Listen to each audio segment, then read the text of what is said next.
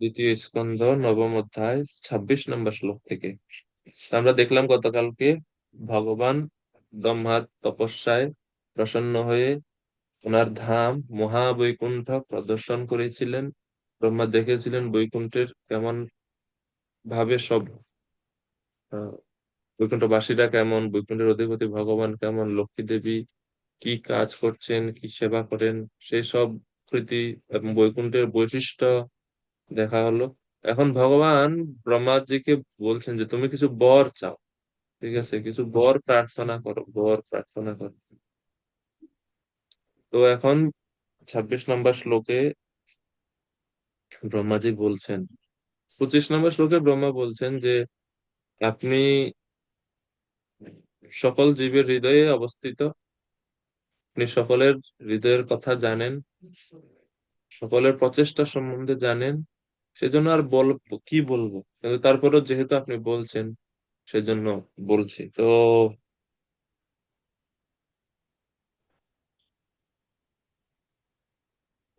ব্রহ্মাজি 26 নম্বর থেকে 30 নম্বর শ্লোক পর্যন্ত ওনার জিজ্ঞাসা, উনি জিজ্ঞাসা করছেন, জিজ্ঞাসা গুলো সব অদ্ভুত জিজ্ঞাসা।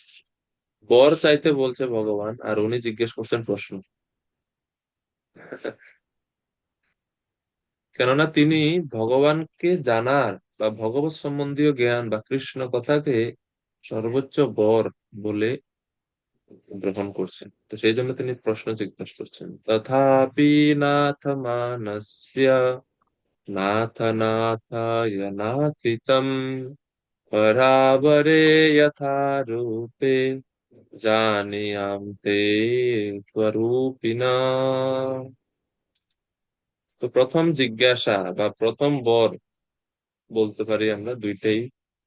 ব্রহ্মা বলছেন, হে প্রভু, তথাপি তা সত্ত্বেও আমি, আর যদি আপনি জানেন, মানে আগের শ্লোকে তো বলছেন যে আপনি সকলের হৃদয়ের কথা জানেন, আমি আপনার কাছে প্রার্থনা করছি আপনি কৃপা করে আমার বাসনা চরিতার্থ করুন। কি বাসনা? দয়া করে আপনি আমাকে বলুন, আপনার চিন্ময় রূপ সত্ত্বেও আপনি কিভাবে জড় রূপ পরিগ্রহ করেছেন, যদিও আপনার সেই রকম কোন রূপ নেই। পরাবরে যথারূপে জানিয়ান তে তু অরূপিণঃ, যদিও আপনি রূপহীন, আপনার কোনো জড় রূপ নাই, তারপরে কিভাবে আপনি জড় রূপ গ্রহণ করেন? অর্থাৎ দয়া করে আমাকে আপনার জড় ও চিন্ময় রূপ সম্পর্কে বলুন। এবং এই প্রশ্নের উত্তর ভগবান ব্রহ্মাকে দিবেন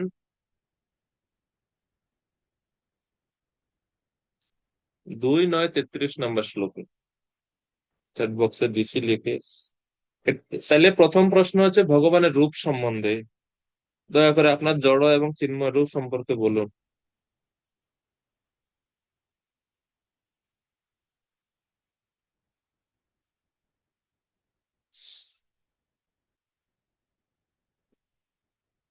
ওকে, এরপরে দ্বিতীয় প্রশ্ন, এই শ্লোকের মধ্যেই, এই 26 নম্বর শ্লোকের মধ্যেই, যে ভগবানের শক্তি সমূহ, ভগবানের বিভিন্ন জড় ও চিন্ময় শক্তি সমূহ কিভাবে কাজ করছে, হ্যাঁ, আমাকে বলুন আপনার চিন্ময় রূপ সত্ত্বে আপনি কিভাবে জড় রূপ পরিগ্রহ করেছেন। তো আচার্যরা বলছেন যে এখানে আর দুইটা প্রশ্ন করছেন, এক হচ্ছে ভগবানের রূপ সম্বন্ধে, অর্থাৎ আপনার জড় এবং চিন্ময় রূপ সম্পর্কে বলুন। আরেকটা প্রশ্ন হচ্ছে ভগবানের বিভিন্ন জড় ও চিন্ময় শক্তি সমূহ কিভাবে কাজ করছে, অর্থাৎ ভগবানের শক্তি সম্বন্ধে জিজ্ঞেস করছেন এই 26 নম্বর শ্লোকে। এবং এই দ্বিতীয় প্রশ্নের উত্তর ভগবান দিবেন 2-9-34 নম্বর শ্লোকে, দ্বিতীয় প্রশ্নের উত্তর।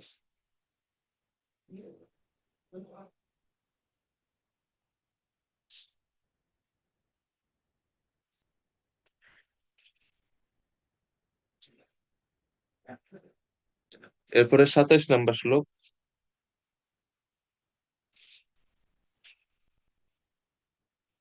ও না, সরি, আসলে 26 নম্বর শ্লোকে একটা প্রশ্ন, 26 নম্বরে দুটা প্রশ্ন, 27-এর মধ্যে দ্বিতীয় প্রশ্ন, ভুল হয়েছে আমার বলা। তো ওই যে ভগবানের শক্তি সমূহ, এটা হচ্ছে 27 নম্বর শ্লোক।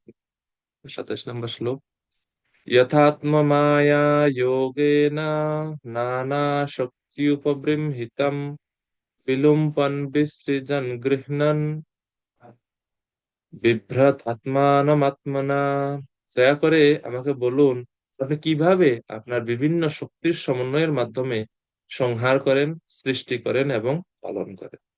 এটা হচ্ছে ভগবানের ভগবানের কাছে চাওয়া ব্রহ্মার দ্বিতীয় প্রশ্ন, যে আপনার শক্তি সমূহ কিভাবে কাজ করে, এবং এর উত্তর হচ্ছে 2-9-34, চতুশ্লোকের দ্বিতীয় শ্লোক। এরপরে 28 নম্বর প্রশ্ন, ক্রীড়স্য অমোঘ সংকল্প पूर्णनाभि यथा यथोर्नुते तथा तद विषयाम देहि মনীষা ময়ি মাধব। হে মাধব, দয়া করে সেই সমস্ত বিষয় আমাকে দর্শনের মাধ্যমে অবগত করুন। পূর্ণ নাভের বা মাকড়সার মতো আপনি আপনার স্বীয় শক্তির দ্বারা নিজেকে আবৃত করেন এবং আপনার সংকল্প অচ্যুত। তৎ, হে ভগবান, আপনার কার্যাবলী আপনার কার্যাবলী সম্বন্ধে আমাকে দর্শন করান। আপনি ঊর্ধ্বনাভি বা মাকড়সার মতো আপনার কার্যাবলী, জড় এবং চিন্ময় শক্তির দ্বারাতে আপনি বিভিন্ন কার্য করে থাকেন। যেরকম মাকড়সা তার নিজের স্বীয় শক্তির দ্বারা নিজেকে আবৃত করে, নিজে তার জাল তৈরি করে, এরপর আবার নিজের মধ্যেই সেই জাল গুটিয়ে নেয়। হে প্রভু, আপনিও আপনার এই শক্তিগুলোর দ্বারাতে, বিভিন্ন জড় এবং চিন্ময় শক্তির দ্বারাতে আপনি বিভিন্ন কার্যাবলী সম্পন্ন করে থাকেন। সেই কার্যাবলী সম্বন্ধে আপনি আমাকে বলুন। তো 3 নম্বর প্রশ্ন হচ্ছে ভগবানের কার্যাবলী বিষয়ে, যে ভগবানের কার্যাবলীর সাথে জড় ও চিন্ময় শক্তির কি সম্পর্ক। তো এই 3 নম্বর প্রশ্নের উত্তর হচ্ছে 2-9-35।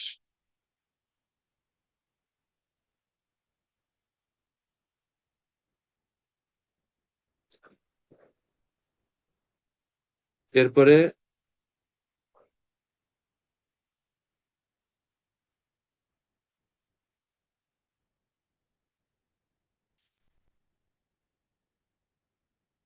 29 নম্বর শ্লোক। 29 নম্বর শ্লোকে বলছেন, ভগবানের কৃপার জন্য প্রার্থনা করছেন, হে প্রভু, আপনার সেবার জন্য আমি প্রার্থনা করছি, আপনার সেবা করতে চাই। সেবা করতে গিয়ে যেন গর্ভধারা বা বন্ধনে যেন আমি আবদ্ধ না হয়ে যায়, সেই জন্য প্রার্থনা করছি। শ্লোক নাম্বার 29 এবং 30, এই দুটি শ্লোকে।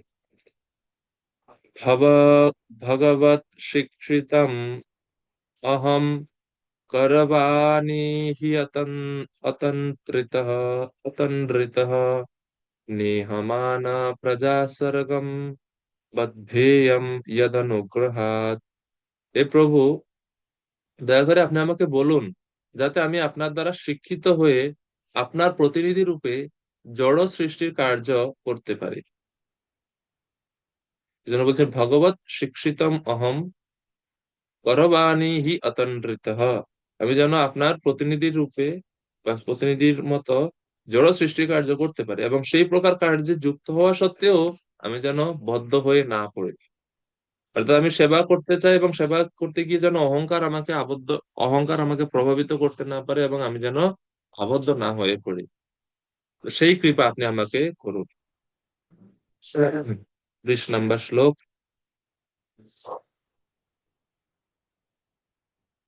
यावत् सखा सख्युरिवेशते कृता प्रजा विसर्गे विभजामिति भोजनम् अविक्लवस् अविक्लवस्ते परिकर्मणि स्थितो मामे समुन्नतः मदाजमानिनः।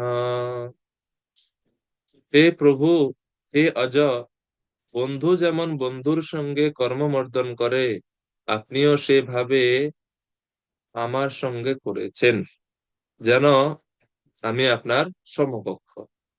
বিভিন্ন প্রকার জীবের সৃষ্টির ব্যাপারে আমি যুক্ত হব, এবং এইভাবে আমি আপনার সেবায় নিযুক্ত হব। আমি বিচলিত হব না, কিন্তু আমি আপনার কাছে প্রার্থনা করি যেন তার ফলে আমি নিজেকে পরমেশ্বর বলে গর্বান্বিত না হই। তো এইভাবে ব্রহ্মাজি জ্ঞান প্রাপ্তির জন্য এই শ্লোক 29 এবং 30 নম্বর শ্লোকে তিনি নিজেকে শিষ্য রূপে ভগবান শ্রীকৃষ্ণের সামনে প্রস্তুত করছেন। এটা হচ্ছে চতুর্থ প্রশ্ন, ভগবানের সেবার জন্য কৃপা প্রার্থনা করছেন। তো এটার উত্তর হচ্ছে 2, 9, 36 নম্বর শ্লোক। আর অ্যাকচুয়ালি এই 4টা শ্লোকে যে ভগবান উত্তর দিয়েছেন, এই 4টা শ্লোকই হচ্ছে চতুশ্লোকী ভাগবতম, আমরা ধীরে ধীরে পড়বো। তো এই 29 এবং 30 নম্বর শ্লোকে আচার্য যখন বলছেন যে ব্রহ্মাজি ভগবান শ্রীকৃষ্ণের কাছে শরণাগত হচ্ছেন, সর্বতভাবে শরণাগত হয়ে ভগবানের সেবার জন্য তিনি প্রার্থনা করছেন। এই জন্য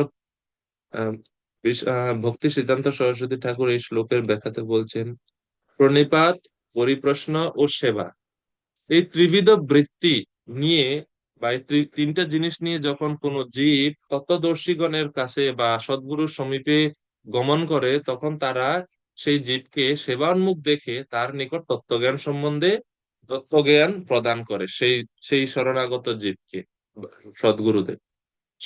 সেই কালে মানে সেই সময় সেবান্মুখ হওয়ার ফলে জীবের হৃদয় শুদ্ধ অহৈতুকী জ্ঞান তখন ওই জীবের হৃদয়ে প্রকাশিত হয়। যেরকম রূপক গোস্বামী বলছেন, সেবন মুখো হি জিহ্বাদৌ স্বয়মেব স্ফুরত্যদ। যেহেতু জীবের সেবা প্রবৃত্তি আছে, সেবান্মুখ সে, সে ভোগ প্রবৃত্তির যুগ থেকে মুক্ত হয়ে সেবা প্রবৃত্তিতে চলে এসেছে, সেবা উন্মুখ সে। এর ফলে তার হৃদয়ে তত্ত্বজ্ঞান ধীরে ধীরে ধীরে ধীরে প্রকাশিত হতে থাকে সদ্গুরুর নির্দেশের ফলে। পূর্বে ব্রহ্মা নিজে নিজে বহু গবেষণা করে নিজের এবং ভগবানের স্বরূপ সম্বন্ধে কোনো জ্ঞান লাভ করতে পারেনি। তাই তিনি এখন ভগবানের নিকট সর্বতভাবে শরণাগত হয়ে ভগবত কৃপা রূপ বা ভগবানের সন্তুষ্টির জন্য সেবা ও সেই সেবা কিভাবে করবে তার জন্য জ্ঞান প্রার্থনা করছেন। গীতায় আমরা দেখি অর্জুনকে লক্ষ্য করলে, অর্জুন ভগবান অর্জুনকে লক্ষ্য করে এই উপদেশ প্রদান করেছেন। কৃষ্ণের সখা ছিলেন অর্জুন। যুদ্ধক্ষেত্রে উপস্থিত সম্মুখ সমরে আত্মীয় স্বজনদের, গুরুবর্গদের হত্যা করতে হবে বলে অর্জুনের হৃদয়ে কার্পণ্যজনিত দুর্বলতা উপস্থিত হয়। পূর্বে অর্জুন নিজে অনেক প্রকার স্থির করেছেন যে আমি এইভাবে মারবো, এইভাবে এই এই করব, এই করব, একদিনের মধ্যে সব শত্রুদের বধ করব, এই সমস্ত সংকল্প ছিল অর্জুনের। কিন্তু এখন সেই একই অর্জুন, তিনি যুদ্ধ করবে না বলে প্রতিশ্রুতিবদ্ধ, আমি যুদ্ধ করবো না। তো অর্থাৎ ধর্ম সম্মূঢ় চিত্ত এখন অর্জুনের মধ্যে দেখা দিচ্ছে। কোনটি প্রকৃত কর্তব্য তিনি এখন, অর্জুন এখন তার স্থির করতে পারছেন না। তো সম্মুখে সখা বা বন্ধুরূপী শ্রীকৃষ্ণ রয়েছেন। শ্রীকৃষ্ণকে অর্জুন তার সখা বলে জ্ঞান করছেন না। এখন এখন কৃষ্ণের নিকট শিষ্য হিসেবে নিজেকে প্রস্তুত করছেন। শিষ্য শব্দের অর্থ হচ্ছে যে শাসনের যোগ্য। শিষ্য শব্দের অর্থ হচ্ছে যে শাসন মান। ইংলিশে ডিসিপ্লিন থেকে ডিসাইপল এই শব্দ দুইটা খুবই কাছাকাছি। ডিসাইপল হচ্ছে সে যে ডিসিপ্লিন মানে নিয়মানুবর্তিতা, নিয়ম কানুন মানে, গুরু প্রদত্ত নিয়ম বিধি নিষেধ মানতে যে প্রস্তুত, তিনি শিষ্য হওয়ার যোগ্য। শিষ্য এটা এমন না যে 5 বছর পরে আমি যোগ্য হয়ে যাব, বা আমি 6 মাস ধরে 1 বছর ধরে আমি সব করছি আমি যোগ্য হয়ে যাব, এটা না। সারা জীবনে এমন না যে শিষ্যত্ব খালি ওই 6 মাস 1 বছর আশ্রিত হওয়ার পরে বিধিনিষেধ মানলাম, এরপরে দীক্ষার পরে আর কিছু নাই, না। সারা জীবনই শিষ্য শাসন মানতে প্রস্তুত। তো সেই জন্য যেহেতু অর্জুন এখন শাসন গ্রহণ করতে প্রস্তুত, কার্পণ্য দোষ উপহত স্বভাব পৃচ্ছামি ত্বম ধর্ম সম্মূঢ় চেতা শ্রেয়স্য নিশ্চিতম ব্রূহি তন্মে শিষ্যস্যাহম সাধিমাম ত্বম প্রপন্নম। সাধিমাম ত্বম প্রপন্নম সম্পূর্ণরূপে শরণাগতি বোঝায় এই শব্দের দ্বারা। আমি আপনার প্রপন্ন, আপনার শরণাগত, কৃপা করে বলুন। ব্রহ্মাও এখানে আমরা দেখতে পাচ্ছি অর্জুনের মতো ভগবানকে বললেন যে এই রূপ, আহ আমি মনে হচ্ছে যেন আপনার সখা, আপনি যেরকম অর্জুনকে আপনার সখা মনে করেছেন, হে প্রভু, আমি মনে হচ্ছে যেন আপনার সখা, এরকম সখা বা বন্ধুর মতো আপনি আমার হাত ধরেছেন। যেরকম আমরা কখন কার হাত ধরি, যখন বন্ধুদের, বিশেষ করে সমবয়স্ক যারা বন্ধু, তাদেরই হাত ধরে আমরা কথা বলি। হ্যাঁ। তো ব্রহ্মা বলছে মনে হচ্ছে যেন আমি মানে আপনার সখার মতো, আপনি আমার হস্ত স্পর্শ করে সম্মান জানাচ্ছেন। এর ফলে তো আমার অভিমান চলে আসবে আমার মধ্যে। ব্রহ্মাজি বলছে এর ফলে এই যে আপনি যে আমার হস্ত স্পর্শ করলেন, আমার ভিতরে তো অভিমান আসতে পারে প্রভু। তো আমি যে সৃষ্টিকার্য করব, আমি যেন কখনো এই ভাব বা এই বুদ্ধি যেন আমার মধ্যে না আসে যে আমি স্বতন্ত্র সৃষ্টিকর্তা, আমি স্বতন্ত্র ঈশ্বর, আমি স্বতন্ত্র ভগবান, এই ভাব যেন না আসে। সেই জন্য আপনি কৃপা করে আহ আমাকে কৃপা করুন যেন আপনি আপনার সেবা করতে পারি, কিন্তু যেন অহংকার আমাকে স্পর্শ করতে না পারে। কেননা ভগবানই যথার্থ সৃষ্টিকর্তা, না? ব্রহ্মা কেবল যন্ত্র মাত্র, জাস্ট উপলক্ষণ মাত্র। ব্রহ্মা তো মূল সৃষ্টিকর্তা নয়। আহ, যেমন উদাহরণ দেওয়া হয়ে থাকে, আতস কাচে যখন সূর্যরশ্মি প্রতিফলিত হয়, তখন ওই ওই ওই ওই কাঁচের সূর্য রশ্মি প্রতিফলিত হলে তার দ্বারা যে বস্তু মানে পোড়ানো হয়, মানে যে দেখবেন সূর্যরশ্মিকে কেন্দ্রীভূত করে, অনেক সূর্যরশ্মিকে কেন্দ্রীভূত করে একটা পয়েন্টে আনার পরে ওই ওই কেন্দ্রের মধ্যে যে জিনিসটা আপনি রাখবেন পুড়ে ছাই হয়ে যাবে, ওই ওই গ্লাসের মধ্যে। এখন বলুন, এখানে ওই দহন শক্তিটা কার, ওই কাঁচের না সূর্যের আলোর? শক্তিটা কার আসলে? মূল শক্তি বা দহন করছে কে, পোড়াচ্ছে কে? সূর্যের আলো। এখানে কাঁচটা কি, একটা যন্ত্র, একটা মাধ্যম মাত্র। মূল দহনকারী হচ্ছে সূর্য। তদ্রূপ তদ্রূপ ব্রহ্মাও বিষ্ণুর শক্তিতে শক্তিমান হয়ে বিশ্ব সৃষ্টি করার সামর্থ্য লাভ করে থাকে। ভগবান নিত্য শরণাগতি ও ভগবত কৃপা ব্যতীত জীব এই উৎকট, এই গর্ভ হাত থেকে রক্ষা পেতে পারে না। ব্রহ্মা শিখাচ্ছেন, ব্রহ্মা শিখাচ্ছেন যে ভগবানের কৃপা ব্যতীত, ভগবানের আহ ভগবানের আশীর্বাদ ব্যতীত এবং ভগবানের ঐকান্তিক শরণাগত হওয়া ছাড়া এই উৎকট মদ বা অহংকার বা গর্ব থেকে কোনো জীব মুক্ত হতে পারে না। সেজন্য ব্রহ্মা বিনীত ভাবে আকুতি জানাচ্ছেন ভগবানের কাছে, "হে প্রভু, আমি যেন সৃষ্টি কার্যে রত থাকলেও যেন গর্ব আমাকে স্পর্শ বা প্রভাবিত করতে না পারে, আমি যেন স্বতন্ত্র ভগবান, এই দুর্বুদ্ধি যেন আমার উপস্থিত না হয়।" তাই আদিগুরু ব্রহ্মা ভগবানের নিকটে প্রার্থনা এবং এই শরণাপত্তিমূলক প্রার্থনার ফলেই তার, এখন এই শরণাগতির ফলে এবং এই প্রার্থনার ফলে ভগবান তাকে জ্ঞান প্রদান করেছেন শিষ্যের মতো। ব্রহ্মাজিকে শিষ্যরূপে ভগবান গ্রহণ করে জ্ঞান প্রদান করবেন, এবং ব্রহ্মা এই অহংকার থেকে মুক্ত হবে। তো শাস্ত্রে বলা হয়, আচার্যরা বলেন যে এই যে ব্রহ্ম বিমোহন লীলায় যে ব্রহ্মাজি গোপসখাদেরকে হরণ করে নিয়ে গেছেন, তিনি এই ব্রহ্মা নয়। কেননা এই ব্রহ্মাজি এখন প্রার্থনা করছেন ভগবানের কাছে যে আমি যেন অহংকারের দ্বারা প্রভাবিত না হই, এবং ভগবান পরে বলবেও এই জ্ঞান প্রদানের পরে যে তুমি কখনো অহংকার অহংকার তোমাকে স্পর্শ করতে পারবে না। এবং ব্রহ্মাজিও পরে বলবেন, ন ভারতি মিয়ঙ্গ মৃষু উপলক্ষ্যতে ন বৈ কচিন্মে মনসা মৃষাগতি ন বৈ ঋষিকানি পতন্তে সৎপতে জন্মে হৃদয় উৎকণ্ঠা ধৃত হরি। যেহেতু আমি ভগবান শ্রীহরিকে উৎকণ্ঠার সহিত হৃদয়ে ধারণ করে থাকি, সেজন্য আমার মন, আমার বাক্য এবং আমার ইন্দ্রিয়গুলো অসৎ পথে যায় না কখনো। এর থেকে বোঝা যাচ্ছে এই ব্রহ্মাজি, যিনি ভগবানের কাছ থেকে চতুশ্লোকী ভাগবত বা এই জ্ঞান লাভ করেছেন, শুদ্ধভক্ত ব্রহ্মা, তিনি কখনো ভগবানের পরিচয় সম্বন্ধে বিভ্রান্ত হননি, এভাবে আচার্যরা বলছেন। এই হচ্ছে ব্রহ্মাজি, যিনি হচ্ছেন আদি গুরু, তার থেকে শিক্ষা। অহংকার থেকে খুব সাবধান থাকতে হবে আমাদের ভক্তদেরকে, আমাদের নিজেকে অহংকার থেকে খুবই খুবই সাবধান থাকতে হবে। তো এখন ভগবান 31 নম্বর শ্লোক থেকে ভগবান বলা শুরু করলেন।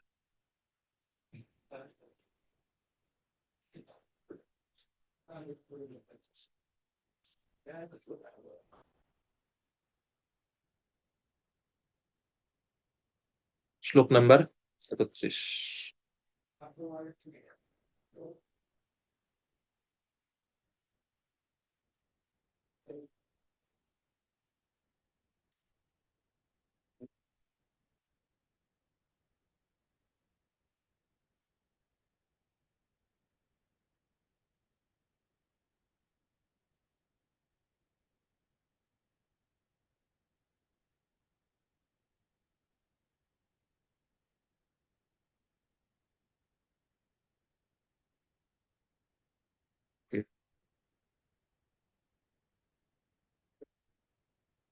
श्रीभगवानुवाच ज्ञानं परमगुह्यं मे यद्विज्ञानासमन्विताम् सरहस्यं तदङ्गं च गृहाणागतितं मया।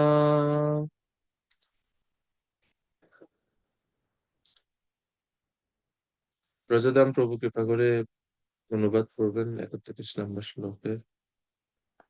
হরে কৃষ্ণ প্রভু, দণ্ডবত প্রণাম। বর্তমান প্রভু। পরমেশ্বর ভগবান বললেন, শাস্ত্রে আমার সম্বন্ধে যে জ্ঞান বর্ণিত হয়েছে তা অত্যন্ত গোপনীয় এবং তা ভক্তি সহকারে উপলব্ধি করতে হয়। এই পন্থায় এই পন্থার আনুষঙ্গিক অঙ্গসমূহ আমি বিশ্লেষণ করছি, তুমি তা যত্ন সহকারে গ্রহণ করো। তো ভগবান 31 নম্বর শ্লোকে বলছেন যে, হে ব্রহ্মাজি, শাস্ত্রে আমার সম্বন্ধে যে জ্ঞান দেওয়া হয়েছে তা অত্যন্ত গোপনীয় রহস্য। জ্ঞান পরম গুহ্যম মে ইয়দ বিজ্ঞান সমন্বিত।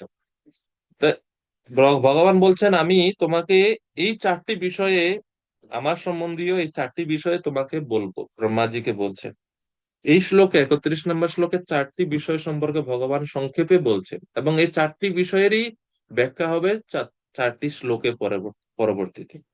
ঠিক আছে? তো 4টি বিষয় কি কি? প্রথম হচ্ছে জ্ঞানম।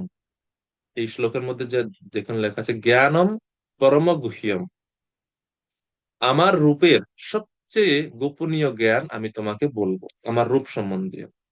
সেটা হচ্ছে জ্ঞানম। এই জ্ঞানম সম্বন্ধে ভগবান ব্যাখ্যা করবেন চতুর্শ্লোকের প্রথম শ্লোকে।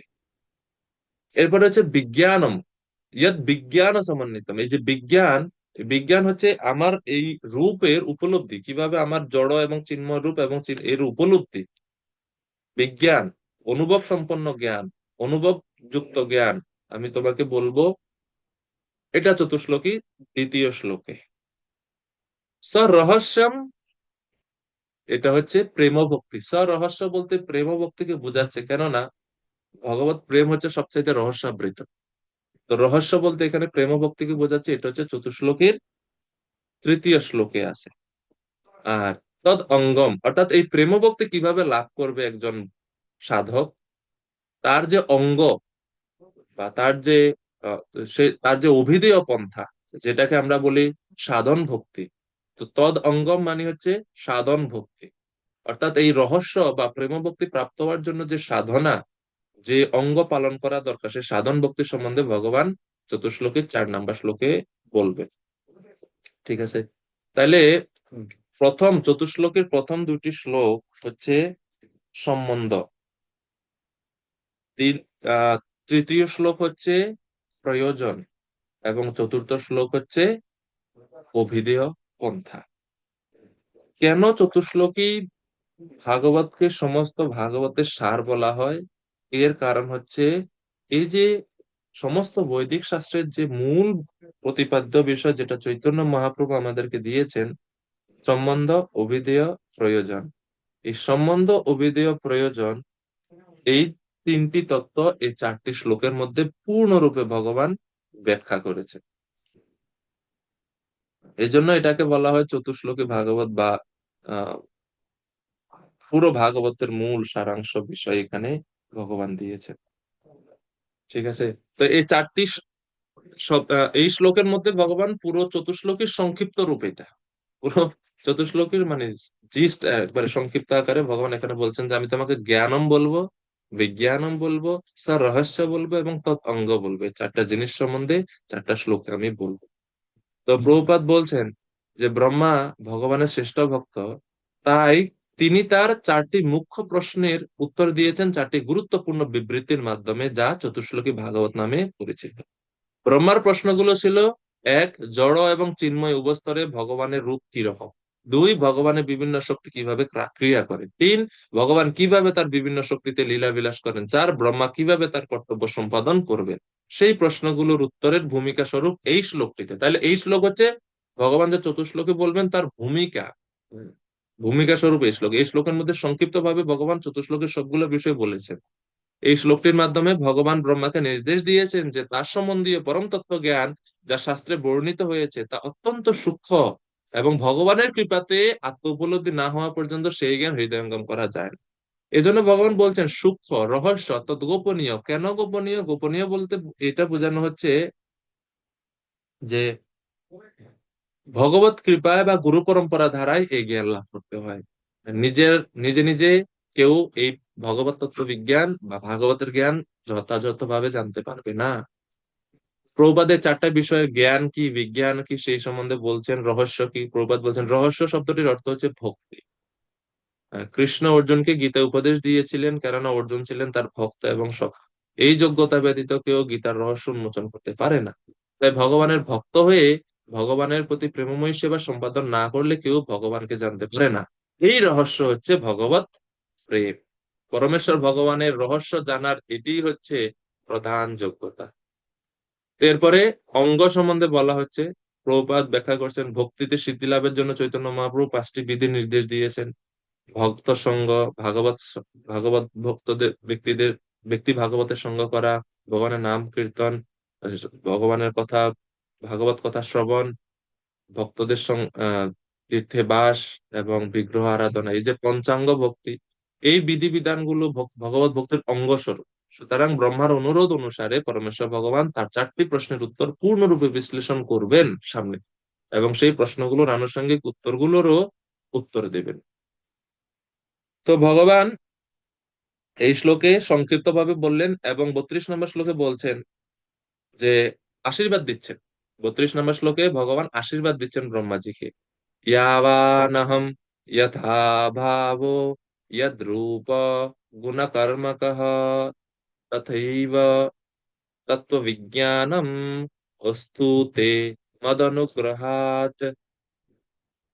আমার সবকিছু যথা আমার নিত্য রূপ, আমার চিন্ময় অস্তিত্ব, আমার বর্ণ, আমার গুণাবলী, আমার কার্যকলাপ, সব আমার অহৈতুকী কৃপার প্রভাবে বাস্তব উপলব্ধির মাধ্যমে তত্ত্ব বিজ্ঞানম, বাস্তব উপলব্ধি, বিজ্ঞানম মানে যে বাস্তব উপলব্ধি, শুধু জ্ঞান নয়, তথৈব তত্ত্ব বিজ্ঞানম, বাস্তব উপলব্ধির মাধ্যমে তে মদ অনুগ্রহাৎ, তোমার অন্তরে প্রকাশিত হোক। এটা হচ্ছে আশীর্বাদ। তো ভগবান বলবেন, উপদেশ দিবেন, এর আগে আশীর্বাদও দিয়ে দিচ্ছেন ব্রহ্মাজিকে যে তোমার হৃদয়ে প্রকাশিত হোক।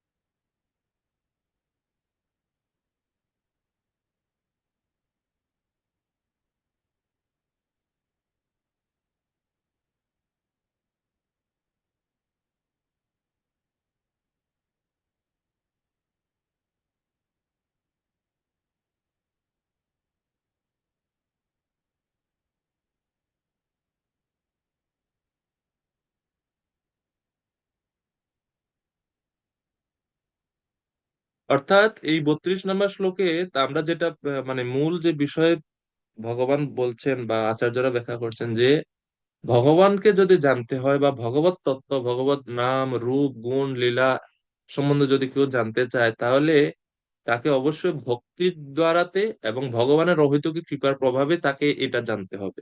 ব্যক্তিগত শুধু মাত্র ব্যক্তিগত প্রচেষ্টার দ্বারাতে কেউ এই ভগবত তত্ত্ব বিজ্ঞান পূর্ণরূপে জানতে পারবে না। এজন্য ভগবত গীতা ভগবান বলেছেন, অনেক স্থানে এর প্রমাণ রয়েছে।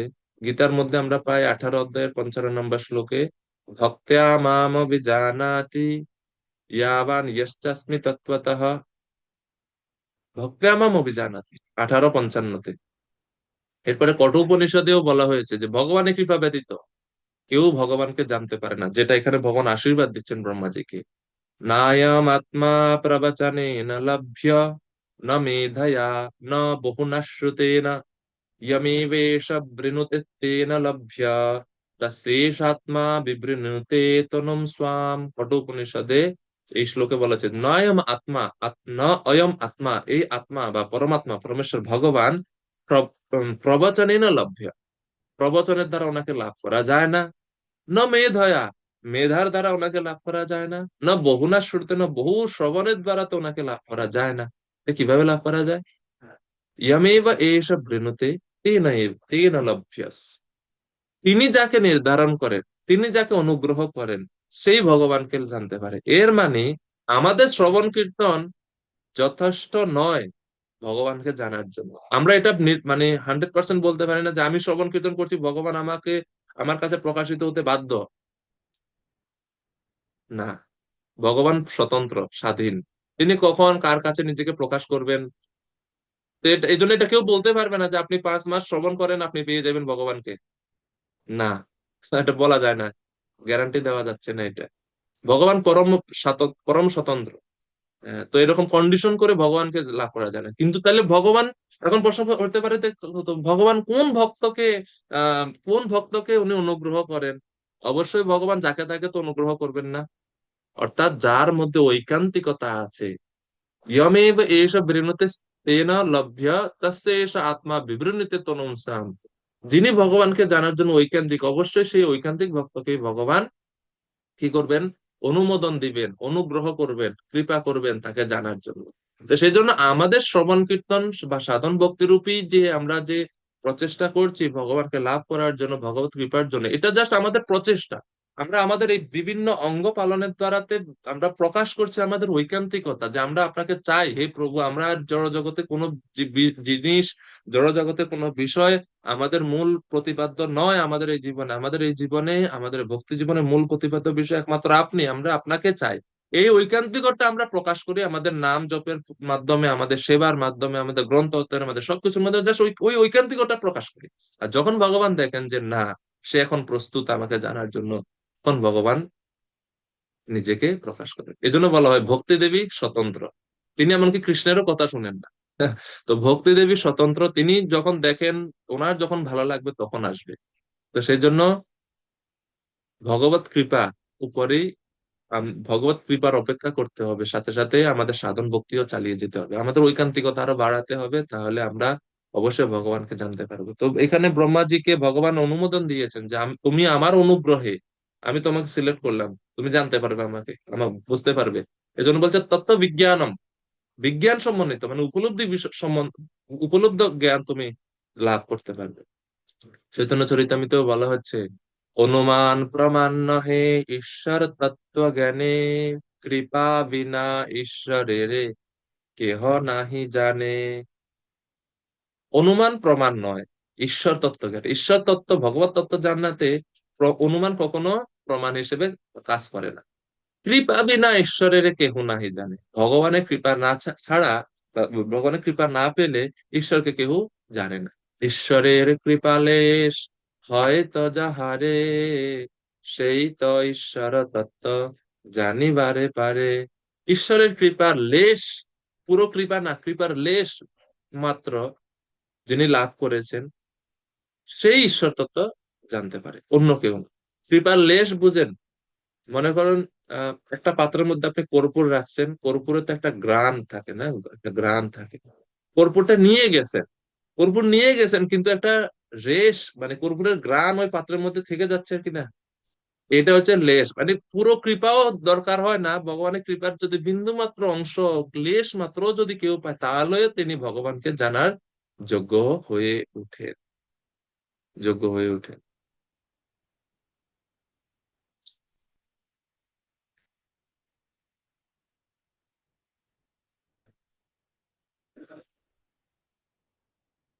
চৈতন্য চরিতামিতে মধ্যলীলায় এই শ্লোকেরই অনুরূপ কবিরাজ গোস্বামী মধ্যলীলা 25 অধ্যায়ে 36 নম্বর শ্লোকের দিকে চৈতন্য চরিতামিতে বলছেন, ভগবান পদ্মা আকারে এই শ্লোকেরই আহ অনুবাদের অনুরূপ, জয়ছে আমার স্বরূপ, জয়ছে আমার স্থিতি, জয়ছে আমার গুণ কর্ম, ষড়ৈশ্বর্য শক্তি, আমার কৃপায় এসব স্ফুরুক তোমারে, এত বলি তিনি তত্ত্ব কহিল তাহারে। তো এখানেও বলা হচ্ছে যে জয়ছে আমার স্বরূপ, আমার স্বরূপ যেমন, আমার স্থিতি যেমন, আমার গুণ যেমন, আমার কর্ম যেমন, আমার ষড় ঐশ্বর্য শক্তি যেমন। অর্থাৎ তত্ত্বগত ভাবে তুমি জানতে পারবে কিভাবে? আমার কৃপায় এই সব স্ফুরুক তোমারে, আমার কৃপাতে এই সব বিষয় তোমার হৃদয়ে স্ফুরিত হোক। এই জন্য বলা হয় দিব্য জ্ঞান হৃদয়ে প্রকাশিত। ভগবত কৃপায়, গুরুদেবের কৃপায় এটা হৃদয়ে প্রকাশিত। ইয়স্য দেবে পরা ভক্তির যথা দেবে তথা গুরু, তস্যেতে কথিতা হি অর্থা প্রকাশন্তে মহাত্মা। ব্রহ্মাজির ক্ষেত্রে গুরু এবং ভগবান দুইটাই কৃষ্ণ, মানে ওনার সামনে উপস্থিত। উনি ভগবান, উনি ওনার জন্য গুরু। কেননা উনি হচ্ছেন প্রথম, আহ উনি ছাড়া আর কেউ নেই ব্রহ্মাজির কাছে। তো এই জন্য ব্রহ্মাজিকে ভগবান ওনার তত্ত্ব সম্বন্ধে জানার জন্য অনুমোদন করলেন এবং কৃপা করলেন, এর ফলে তিনি জানতে পারছেন। কি করেন আপনি? এরপরে এখন 31, সরি, 33 নম্বর শ্লোক থেকে চতুশ্লোকী ভাগবতের শুরু হচ্ছে। চতুশ্লোকী ভাগবতের প্রথম শ্লোক। তো আমি প্রথমে বলে রাখি, এই 4টা শ্লোক এত গভীর এবং এত বিস্তারিত আলোচনা যে উম আমার মতো অজ্ঞ মূর্খের কোনো মানে যোগ্যতাই নাই এটা বিস্তারিত ভাবে বা যথার্থ ভাবে বোঝা। কেননা এটা ভগবান ব্রহ্মাজিকে এই জ্ঞান দান করেছে। এর মানে ব্রহ্মাজির 4 মস্তক বুদ্ধি দিয়ে পরিপূর্ণ ব্রহ্মাজি, ওনার জন্য উপযোগী এই শ্লোক, যেটা সূত্র আকারে ভগবান সমস্ত বৈদিক তত্ত্বজ্ঞান প্রদান করেছেন। তো আমরা এখন এই জন্য মানে এখন যে আমরা পড়বো এই শ্লোকগুলো, 4টি শ্লোক, আমরা প্রভুপাদের ব্যাখ্যা অনুযায়ী আমরা সামান্য কিছু মাত্রা বা সামান্য কিছু কিছু কাজ করব। বিস্তারিত ভাবে আলোচনা করা আমার পক্ষে সম্ভব নাও হতে পারে। এজন্য আমি অনুরোধ করবো আপনাদেরকে, আপনারা বিশেষ করে বিশ্বনাথ চক্রবর্তী ঠাকুরের ভাষ্য রয়েছে বিস্তারিত, হ্যাঁ, বিস্তারিত মানে বিস্তারিত মানে অনেক বড় করে ওনারা ব্যাখ্যা করেছেন।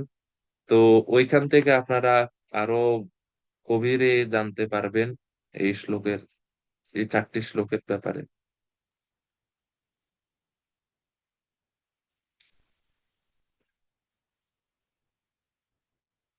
এবং আরো আরো রেফারেন্স হিসেবে আপনারা পড়তে পারেন। মানে আমি জাস্ট হিন্ট মানে রেফারেন্স গুলা দিয়ে আপনারা এখান থেকে পড়তে পারবেন। যেমন আরো পড়তে পারেন আপনারা ভগবত সন্দর্ভ, জীব গোস্বামীর সন্দর্ভের অন্তর্গত ভগবত সন্দর্ভের 95 অনুচ্ছেদ এবং এর পরের ওইখানে জীব গোস্বামী এই চতুশ্লোকে ভাগবত তত্ত্ব বিস্তারিত ভাবে বলেছেন। ভাগবত সন্দর্ভে এর ব্যাখ্যা রয়েছে। আহ, তো এইগুলা আপনারা একটু পড়তে পারবেন। যাই হোক, আমরা শুরু করছি। যতটুক ভগবান কৃপা করেন। अहमेवासमेवाग्रे नन्याद्यत्सदसत्परम् पश्चादहं यदेतच्च यो वशिष्येत स्वस्म्यहम्। अहम एव आसम एव अग्रे। এর অর্থ, সৃষ্টির পূর্বে একমাত্র আমিই বর্তমান ছিলাম। অহমেব আসম এব অগ্রে। প্রশ্ন ছিল ভগবানের জড় ও চিন্ময় রূপ সম্পর্কে। ভগবান উত্তর দিচ্ছেন, সৃষ্টির পূর্বে আমি একমাত্র বর্তমান ছিলাম।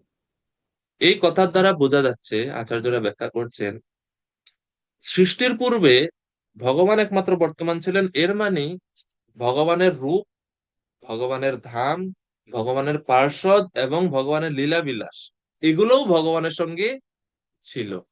কেননা যখন ভগবান বলেন অহম, আমি, এই আমির মধ্যে ভগবান খালি একলা না। ভগবানের অহমের মধ্যে ভগবানের ধাম আছে, ভগবানের পার্ষদ আছে, ভগবানের রূপ আছে, ভগবানের লীলা সমূহ সবগুলো আছে। তো সৃষ্টির পূর্বেও ভগবানের রূপ বা চিন্ময় যে রূপ, চিন্ময় যে ঐশ্বর্য, তার যে চিন্ময় ধাম, এই সবগুলো বর্তমান ছিল। অহমেব আসামেব অগ্রে। তারপরে নন্যাদ ন অন্যদ যদ সদসৎ পরম। সৎ এবং অসৎ অর্থাৎ কার্য এবং কারণের চেয়ে উৎকৃষ্ট ব্রহ্মা আমার থেকে ভিন্ন নয়। ন অন্যৎ যৎ সদসৎ পরম। পশ্চাদহম ইয়দেতচ্চ। পশ্চাৎ মানে সৃষ্টির পরে একমাত্র আমিই আছি। সৃষ্টির পরে মানে সৃষ্টির পূর্বে মানে যখন জগৎ প্রকাশিত হয় নাই, তখন ভগবান, ভগবানের ধাম, ভগবানের পার্ষদগণ ছিলেন। পশ্চাদহম অর্থাৎ সৃষ্টির পরে, যখন এই জগৎ প্রকাশিত হইলো, জগৎ সৃষ্টি হলো, ব্রহ্মাজি আসলেন, এরপরেও ভগবান একমাত্র আছেন। অর্থাৎ ভগবানের কোনো কমেনি, এমন না যে ভগবান থেকে এই জগৎ প্রকাশিত হয়েছে, ভগবানের কোনো কিছু কমে গেছে। আহ, না, ভগবান যেরকম ছিলেন সেরকম ভাবে আছেন। আহ, যেমন পূর্ণমাদাহ পূর্ণমিদম পূর্ণাৎ পূর্ণমাদুচ্যতে শ্লোকের যে তত্ত্ব, পশ্চাদহম ইয়দেতচ্চ, আমি সৃষ্টির পরেও আমি আছি। আমি আছি মানে বৈকুণ্ঠে আমার রূপ রয়েছে, বৈকুণ্ঠে আমি আমার স্বরূপে, আমার চিন্ময় স্বরূপে আমি অবস্থিত। আর এই জড় জগৎ আমি পরমাত্মা রূপে সর্বত্র আমি নিজেকে ব্যক্ত করে রাখেছি। এবং 3 নাম্বার, আমি বিদ্যমান আছি মানে, তৃতীয় ব্যাখ্যা হচ্ছে আমি বিভিন্ন অবতার স্বরূপে বা বিভিন্ন অবতার রূপে আমি এই জড় জগতে নিজে প্রকটিত হই। তো আমি বিদ্যমান আছি সৃষ্টির পরও একমাত্র আমি আছি, এর মানে হচ্ছে এই তিনটা। আমি আছি মানে বৈকুণ্ঠে বা চিন্ময় জগতে আমার রূপ তো আছেই যথাযথ ভাবে পূর্বের ন্যায়। এই জগতে আমি নিজেকে পরমাত্মা রূপে বিস্তার করেছি। এবং এই জগতে আমি পরমাত্মা রূপ ছাড়াও বিভিন্ন অবতারাবলীর মাধ্যমে রাম আদি মূর্তি শুকলা নিয়মেন তিষ্ঠান ইত্যাদি অবতারের রূপ গ্রহণ করে আমি এই জড় জগতে আসি। আর ইয় অবশিষ্যেত স অস্মি অহম, প্রলয়ের পরেও একমাত্র আমি অবশিষ্ট থাকবো। তো শিল প্রভুপাদের অনুবাদ আমরা যদি পড়ছি, সেখানে আমরা দেখতে পাই প্রভুপাদ বলছেন, হে ব্রহ্মা, সৃষ্টির পূর্বে পরমেশ্বর ভগবান আমি একমাত্র বর্তমান ছিলাম, এবং তখন আমি ছাড়া অন্য কিছু ছিল না। এমনকি এই সৃষ্টির কারণীভূত প্রকৃতি পর্যন্ত ছিল না।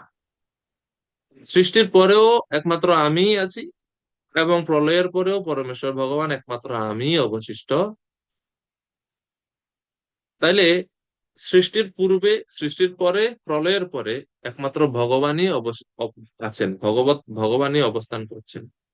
তো এই শ্লোকে ভগবানের সবিশেষত্ব প্রতিষ্ঠা করেছেন শিল প্রভুপাদ। তাৎপর্যে নির্বিশেষবাদীদের যুক্তি খণ্ডন করে ভগবানের সবিশেষ তত্ত্ব বা সবিশেষ বাদ প্রতিষ্ঠা করছেন। এবং জীব গোস্বামী জীব গোস্বামী আহ ভাগবত সন্দর্ভে বলেছেন যে এই 33 এবং 34 নম্বর শ্লোক হচ্ছে সম্বন্ধ জ্ঞান,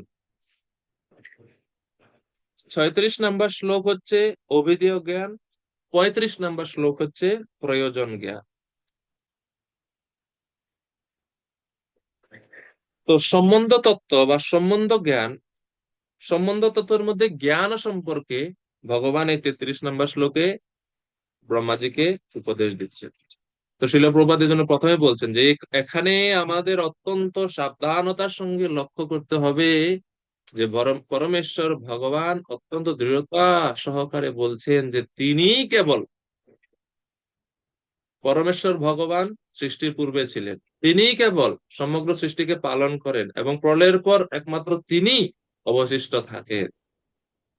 ব্রহ্মাও পরমেশ্বর ভগবানের সৃষ্টি। তো এখন প্রভুপাদের শুরু হয়েছে নির্বিশেষবাদীদের যুক্তি খণ্ডনের ব্যাপার। প্রভুপাদ বলে, নির্বিশেষবাদীরা অদ্বৈতবাদ সিদ্ধান্ত উপস্থাপন করে বলে যে অহম পরম সত্য থেকে অদ্ভুত হওয়ার ফলে ব্রহ্মাও সেই একই অহম তত্ত্ব, এবং সেই সূত্রে পরমেশ্বর ভগবানের সঙ্গে ব্রহ্মার কোনো পার্থক্য নেই।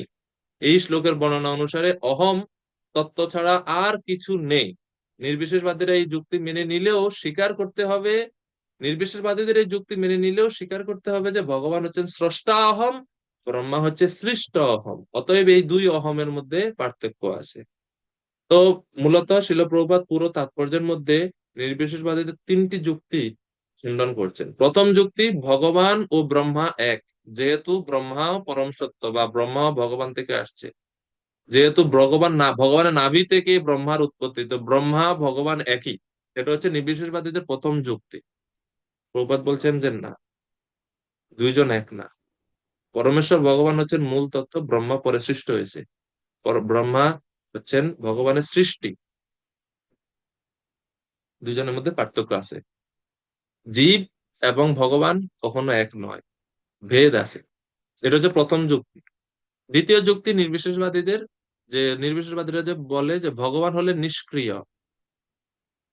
প্রভুপাদ বলছেন না, ভগবান নিষ্ক্রিয় নয়। ভগবান তার চিন্ময় শক্তির দ্বারাতে, তার বিবিধ শক্তির দ্বারাতে সমস্ত ক্রিয়াকলাপ গুলো ভগবানই পরিচালনা করে থাকেন। তো শক্তির দ্বারা তো ভগবান সবকিছু করে থাকেন, এই জন্য ভগবান নিষ্ক্রিয় নয়। আর তৃতীয় যুক্তি, ভগবান হলেন নিরাকার এবং ভগবানের ধাম হচ্ছে শূন্য। এটা হচ্ছে নির্বিশেষবাদীদের তৃতীয় যুক্তি। সেটা শিল প্রভুপাদ তাৎপর্যে ব্যাখ্যা করছেন যে ভগবান নির্বিশেষ বা নিরাকার নয়, ভগবানের রূপ রয়েছে এবং ভগবানের ধাম সেটাও শূন্য নয়, অত্যন্ত বৈচিত্র্যপূর্ণ চিন্ময় জগৎ। হ্যাঁ। তো প্রভুপাদ বলছে নির্বিশেষবাদীরা তাৎপর্যে, নির্বিশেষবাদীরা বলে যে ভগবান নিষ্ক্রিয়, কিন্তু ভগবান এবং ব্রহ্মার মধ্যে এখানে যে আলোচনা হচ্ছে তাতে ভগবানকে ক্রিয়াশীল বলে বর্ণনা করা হয়েছে। কেননা ক্রিয়াশীল কিভাবে বোঝা গেল? এই যে ভগবান বলছেন সৃষ্টির পূর্বে আমি ছিলাম, সৃষ্টির পরে আমি আছি, প্রলয়ের পরে আমি থাকবো, তাহলে সৃষ্টি প্রলয়টা কে করছে? ভগবানই করাচ্ছেন তার শক্তির দ্বারা। তো এর মানে ভগবান নিষ্ক্রিয় নয়। কেননা যারা নির্বিশেষ ব্রহ্ম তারা কেন ভগবানকে নিষ্ক্রিয় বলে প্রতিপন্ন করতে চায়? কারণ নিরাকার ব্রহ্মের কোনো ক্রিয়া নেই। নিরাকার ব্রহ্ম, নির্বিশেষ ব্রহ্ম সর্বত্র ব্যাপ্ত, ক্রিয়াহীন। কারণ ক্রিয়া করলেই তখন সেখানে সবিশেষত্ব স্বীকার করতে হয়, কিন্তু নির্বিশেষবাদীরা সেটা স্বীকার করে না। তো শিল প্রভুপাদ বিভিন্ন উপনিষদ থেকে মন্ত্র উদ্ধৃতি করে বলছেন, প্রমাণ করছেন কিভাবে সৃষ্টির পূর্বে ভগবান রয়েছেন। সেটা বৃহদারণ্যক উপনিষদেও বলা হয়েছে, আত্মএব ইদম অগ্র আসিত পুরুষ বিশাহ। অর্থাৎ পরমেশ্বর ভগবান শ্রীকৃষ্ণ পুরুষ অবতারের আবির্ভাবের পূর্বেও ছিলেন। এভাবে ভগবানের নিষ্ক্রিয়ত্ব, ভগবান নিষ্ক্রিয় এই যুক্তি প্রপাত খণ্ডন করছেন, এবং ভগবানের ধাম যে রয়েছে এবং ভগবানের রূপ যে চিন্ময় সেটাও প্রপাত তাৎপর্যে সিদ্ধান্ত স্থাপন করছেন। তো এই যেহেতু আগেই বলেছি আমি যে এই শ্লোকের ব্যাখ্যাতে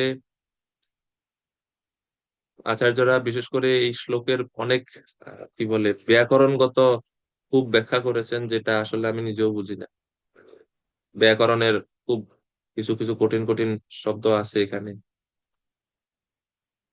সংক্ষিপ্ত রূপে অতটুকুই এখানে বুঝতে পারি আমরা যে ভগবান সৃষ্টির পূর্বে, সৃষ্টির পরে এবং প্রলয়ের পরে ছিল। ভগবানের রূপ হচ্ছে চিন্ময়, ভগবান ছিল মানে ভগবানের ধাম, ভগবানের রূপ, ভগবানের লীলা, এসব কিছু ছিল। ঐত্তরীয় উপনিষদে প্রথম শ্লোকে বলা হচ্ছে, আত্মা বা ইদম এক এব অগ্র আসিত ন অন্যৎ কিঞ্চনম ঈষৎ স ঐক্ষত লোকান অসৃজহ। অর্থাৎ সৃষ্টির পূর্বে আত্মা বা ইদম এক অগ্র আসিত, আত্মা বলতে পরমেশ্বর ভগবানই সৃষ্টির পূর্বে ছিল, এবং ন অন্যৎ কিঞ্চনম ঈষৎ, তিনি ছাড়া অন্য কোনো কিছুর অস্তিত্ব ছিল না। এর থেকে বোঝা যাচ্ছে যে পরমেশ্বর ভগবান, পূর্ণ পুরুষোত্তম ভগবান হচ্ছেন শ্রীকৃষ্ণ, কারণ উনি ছাড়া আর অন্য কিছু ছিল না। স ঐক্ষত লোকান সৃজা, তিনি যখন ঐক্ষত দৃষ্টিপাত করেন প্রকৃতির উপরে, তখনই লোকান সৃজা, লোক বা এই জড় জগৎ সৃষ্টি হলো।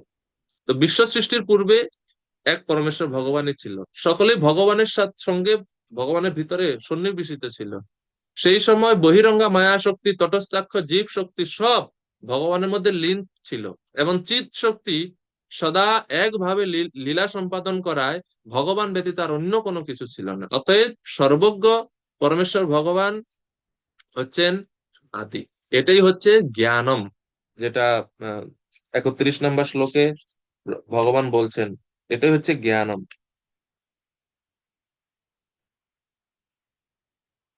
পরমেশ্বর ভগবান সম্বন্ধে জ্ঞান। অথর্ব শিখা নামক গ্রন্থে বলা হচ্ছে, অহম এক প্রথমম আসম বর্তামি চ ভবিষ্যামি, একমাত্র আমি প্রথমে ছিলাম, এখন আছি, এবং পরে আমি একমাত্র থাকবো। তো অর্থাৎ আচার্যরা এই ভাগবতের এই শ্লোককে বিভিন্ন বৈদিক শাস্ত্রের অন্যান্য শ্লোক উদ্ধৃতি করে প্রমাণ আরো দৃঢ় করছেন যে কিভাবে শ্রুতি শাস্ত্রেও এই একই তত্ত্ব প্রতিপন্ন করা হয়েছে ভগবান সম্বন্ধে, যে সৃষ্টির পূর্বে ভগবানই একমাত্র ছিলেন। বৃহদারণ্যক উপনিষদে চতুর্থ ব্রাহ্মণে শ্লোক রয়েছে, যেটা ছিল প্রভুপাদ তাৎপর্যে উদ্ধৃতি করেছেন যে আত্মা এব ইদম অগ্র আসিত পুরুষ বিদহ স অনুবীক্ষ্য নন্যৎ আত্ম অপশ্যৎ স অস্মি ইতি অগ্রে ব্যাহরত। অর্থাৎ এই বিশ্ব সৃষ্টির পূর্বে একমাত্র পরমাত্মাই ছিলেন। তিনি সেই পুরুষ অনুবীক্ষণ করে, মানে তিনি দেখলেন যে তিনি ছাড়া আর অন্য কেউ নাই। তখন তিনি সর্বাগ্রে আমিই আছি এই বাক্য উচ্চারণ করলেন। উপনিষদে এইভাবে বলা হচ্ছে যে ভগবান তিনি দেখছেন যে উনি ছাড়া আর কেউ নাই, তখন তিনি বলছেন যে অহম অগ্র আসিত, আমি একমাত্র আছি।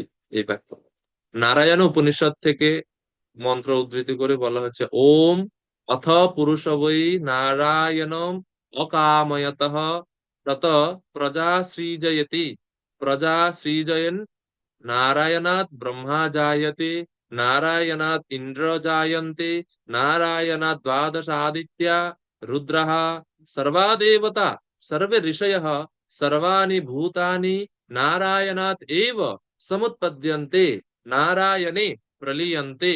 अथ नित्यदेव एक नारायणो ब्रह्मा च नारायण, शिवश्च नारायण, शत्रुश्च नारायण, सर्वे ऋषयश्च नारायण, अधश्च नारायण, ऊर्ध्वश्च नारायण, मूर्त अमूर्तश्च नारायण, अंतर्बहिश्च नारायण, नारायण एवमेदं सर्वं यद्भूतं यच्च भव्यम्।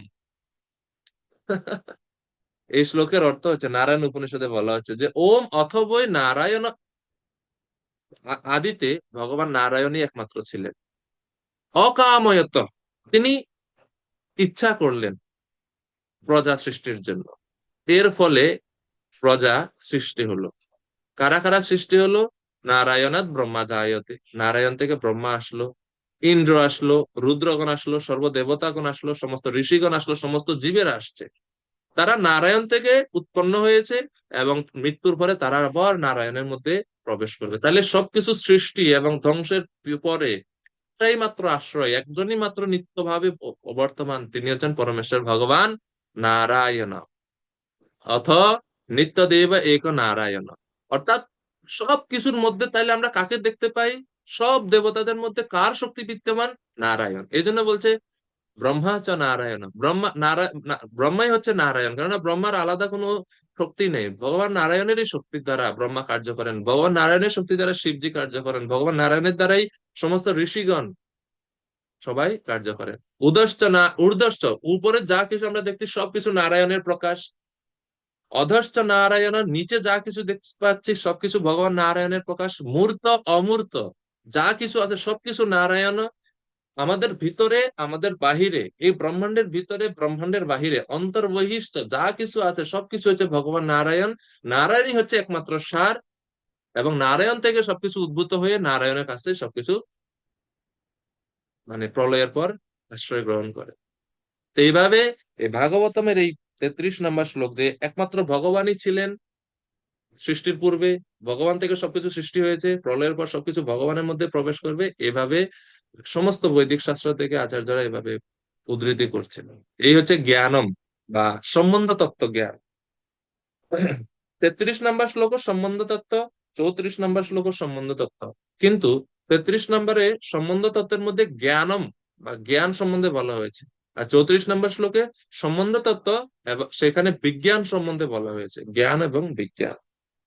আমরা তো জানি এটা সবাই যে সম্বন্ধ মানে কি। সম্বন্ধ মানে হচ্ছে আমাদের সঙ্গে ভগবানের কি সম্পর্ক, ভগবত তত্ত্ব কি, জীব তত্ত্ব কি, এবং জীব তত্ত্ব ভগবত তত্ত্বের মধ্যে সম্পর্ক কি বা পার্থক্য কি, এই যে বিস্তারিত জ্ঞান, এটা হচ্ছে সম্বন্ধ জ্ঞান। তো গীতার মধ্যেও ভগবান বলেছেন 10ম অধ্যায়ের 2 নম্বর শ্লোকে, অহমাদি হি দেবানাম মহর্ষিণাম চ সর্বশঃ, আমি সমস্ত দেবতা এবং মহর্ষিদের আদি।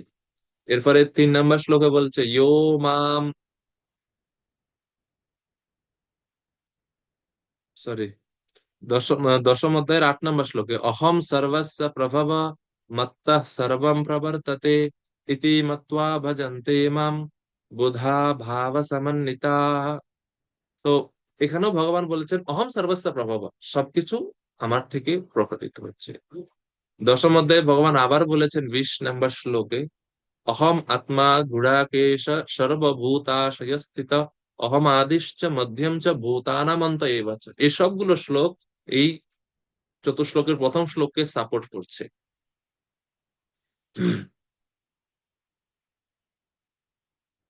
তো এইভাবে আচার্যরা প্রথম শ্লোকের ব্যাখ্যা করছেন। আর আরো বিস্তারিত রয়েছে চৈতন্য চরিতামৃতের মধ্যলীলা 25 অধ্যায়, 101 থেকে, সরি, 103 থেকে 104 বা 25 অধ্যায় পুরোটাই মোটামুটি এই চতুশ্লোকী ভাগবতের যে ব্যাখ্যা কৃষ্ণদাস কবিরাজ গোস্বামী দিয়েছেন। তো আপনারা সবসময়ে ওই অংশও পড়তে পারেন। সেখানে কবিরাজ গোস্বামী বলছেন, সৃষ্টির পূর্বে সরৈশ্বর্য পূর্ণ আমি তো হইয়ে প্রপঞ্চ প্রকৃতি পুরুষ আমাতেই লয়ে সৃষ্টি করি তার মধ্যে আমি তো বসিয়া প্রপঞ্চে যে দেখো সব সেহ আমি হইয়ে প্রলয়ে অবশিষ্ট আমি পূর্ণ হইয়ে প্রাকৃত প্রপঞ্চ পায় আমাতেই লয়ে অহম এব অহম এব শ্লোক 3 বার পূর্ণ ঐশ্বর্য বিগ্রহের স্থিতির নির্ধার যেই বিগ্রহ নাহি মানে নিরাকার মানে তারে তিরস্করিবারে করিল নির্ধারণে। তো কবিরাজ গোস্বামী বলছেন এই শ্লোকে আমাদের সাথে, ভগবানের সাথে আমাদের কি সম্পর্ক, যেটাকে বলি আমরা সম্বন্ধ তত্ত্ব, তা বর্ণনা করা হচ্ছে এই শ্লোকে। এই শ্লোকে অহম শব্দটি 3 বার উল্লেখ করা হয়েছে। অহম শব্দটি 3 বার উল্লেখ করা হয়েছে কেন? এই অহম শব্দটি 3 বার উল্লেখ করে ভগবান তার ব্যক্তিগত বৈশিষ্ট্যের উপর জোর আরোপ করছেন, গুরুত্ব আরোপ করছেন যে আমি নিরাকার না, অহম, অহম, অহম মানে আমি আছি, আমার রূপ আছে, আমার ধাম আছে, আমি নিত্য বর্তমান। এজন্য 3 বার অহম বলা হচ্ছে। অহম এ বা আসম এ বাগ্রে নন্যদিয়ৎ সদসৎ পরম পশ্চাৎ অহম ইয়দেদচ্চ ইয়োবশিষ্যেদ সোऽস্মি অহম। 3 বার অহম শব্দের প্রয়োগ করা হয়েছে এই কারণে। পূর্ণ ঐশ্বর্য বিগ্রহ, ভগবানের বিগ্রহ, ভগবানের রূপ রয়েছে এবং তিনি নিরাকার নির্বিশেষ নয়, এই জন্য ভগবান 3 বার অহম শব্দের প্রয়োগ করেছেন। জীব গোস্বামী ভাগবত সন্দর্ভে বলছেন, অহম শব্দে ভগবান তার যে মূর্ত বিগ্রহ, চিন্ময় বিগ্রহ, তিনি যে শুধুমাত্র নির্বিশেষ ব্রহ্ম মাত্র নন, তা প্রতিপন্ন করার জন্য 3 বার অহম শব্দ ব্যবহার করছেন। সংক্ষিপ্ত ভাবে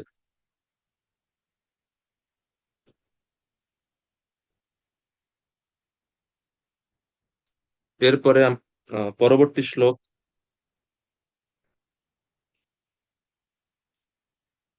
সম্বন্ধ তত্ত্বের বিজ্ঞান সম্বন্ধে পরবর্তী শ্লোকে বলা হচ্ছে। তো বিশেষ করে আহ গৌড়ীয় ভাষ্য যেটা আছে ভাগবতের এই শ্লোকে, শ্রীধর স্বামী, মধ্বাচার্য, বিজয়ধ্বজ, বীর রাঘবাচার্য, সিদ্ধান্ত প্রদীপ, বল্লভাচার্য, মানে 6-7 জন আচার্যের ভাষ্য বা টিকা এই এক শ্লোকের উপরে আছে, এবং এই টিকা মোটামুটি 7-8 পৃষ্ঠা, কি আরো বেশি, আরো বেশি, আরো বেশি আছে এখানে। তো এর জন্য ওটা বিস্তারিত ভাবে আমরা আলোচনা করা অসম্ভব, আপনারা এটা একটু পড়তে পারবেন। তো গৌড়ীয় মঠ থেকে যে ভাগবতের ভাষ্য আছে বিশ্বনাথ চক্রবর্তী ঠাকুরের, ওইখানে আছে এই শ্লোকের 7 জনের টিকা ভাষ্য একসাথ করা আছে। এরপরে 33 নম্বর শ্লোক, সরি, 34 নম্বর শ্লোক, ভগবানের মায়া শক্তি সম্পর্কে, ভগবানের মায়া শক্তি সমূহ সম্পর্কে এই শ্লোকে বলা হবে। ঋতেऽর্থম ইয়ৎ প্রতীয়েত ন প্রতীয়েত চাত্মনি তদ বিদ্যাতাত্মনো মায়াম যথা ভাসো যথা তমঃ। ঋতে অর্থম ইয়ৎ প্রতীয়েত, আমার সঙ্গে সম্পর্ক রহিত যদি কোনো কিছু অর্থপূর্ণ বলে প্রতীয়মান হয়, তাহলে তার কোনো বাস্তবতা নেই। ঋতে অর্থম ইয়ৎ প্রতীয়েত না প্রতীয়েত চ আত্মনি, এর অর্থ হচ্ছে যে আমার সঙ্গে সম্পর্ক রহিত, মানে আমার সঙ্গে সম্পর্ক নাই এমন কোনো কিছু যদি অর্থপূর্ণ বলে, তাৎপর্যপূর্ণ বলে, বাস্তব বলে মনে হয়, তাহলে মনে করবে এটা হচ্ছে আমার মায়া। এজন্য প্রভুপাদ বলছেন মায়া মানে হচ্ছে যা নয়। কেননা এটা বাস্তবতা নেই, মনে হচ্ছে যে আছে কিন্তু বাস্তবতা নেই। এটা উদাহরণ, এটা এটা বোঝানোর জন্য উপমা দেওয়া হয় সর্পরজ্জু ন্যায়। সর্পরজ্জু ন্যায় অন্ধকার রাত্রে রজ্জু বা রশিকে সর্প বলে মনে হয়, কিন্তু এটা সর্প নয়। তো এটা হচ্ছে মায়া, যা নয়, সর্পরজ্জুর ভ্রম হয়।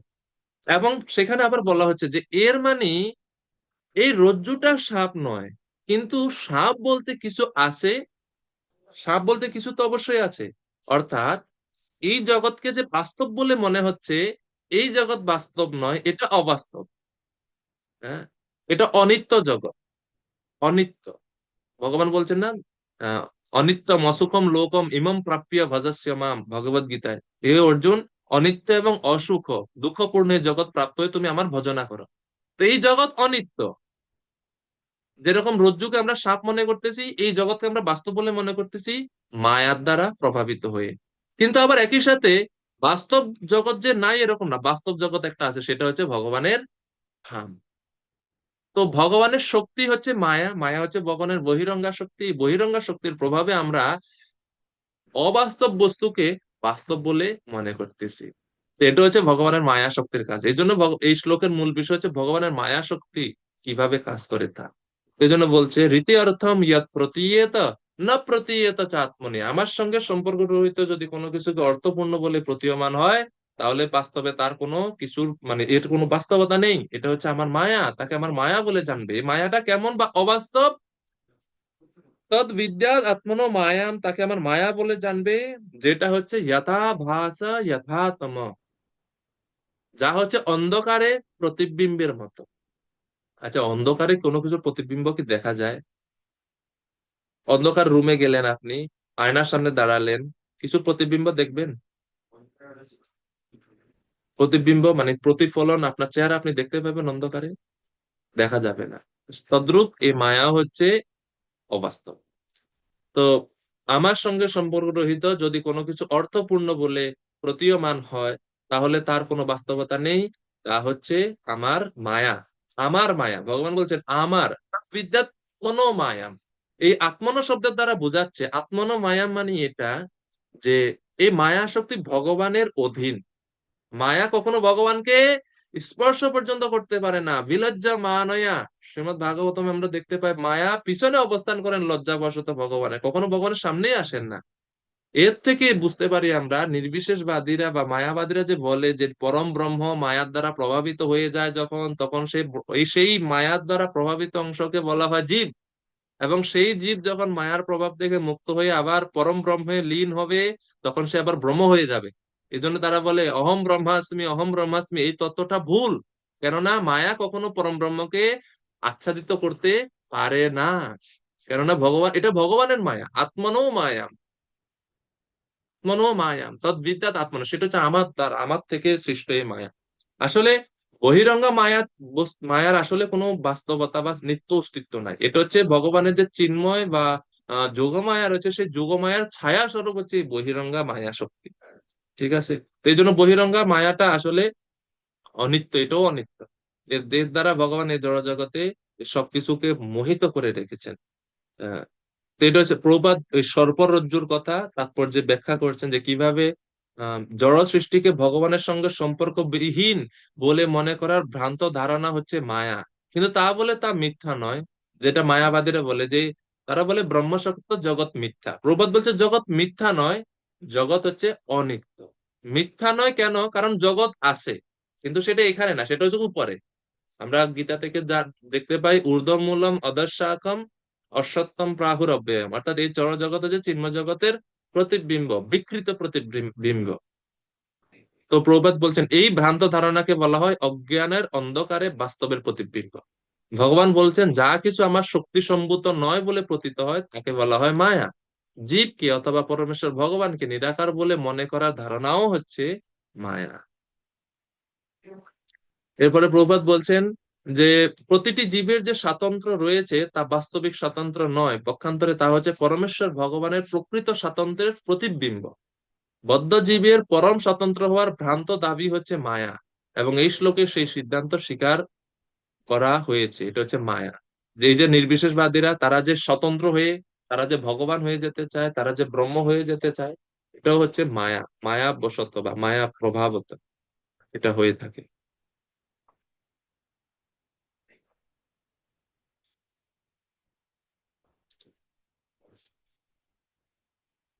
শ্রীল জীব গোস্বামী ভাগবত সন্দর্ভে এই শ্লোকের উপরে বলছেন, এই শ্লোকে বিজ্ঞান বা সূক্ষ্ম জ্ঞানের কথা ব্যাখ্যা করা হয়েছে।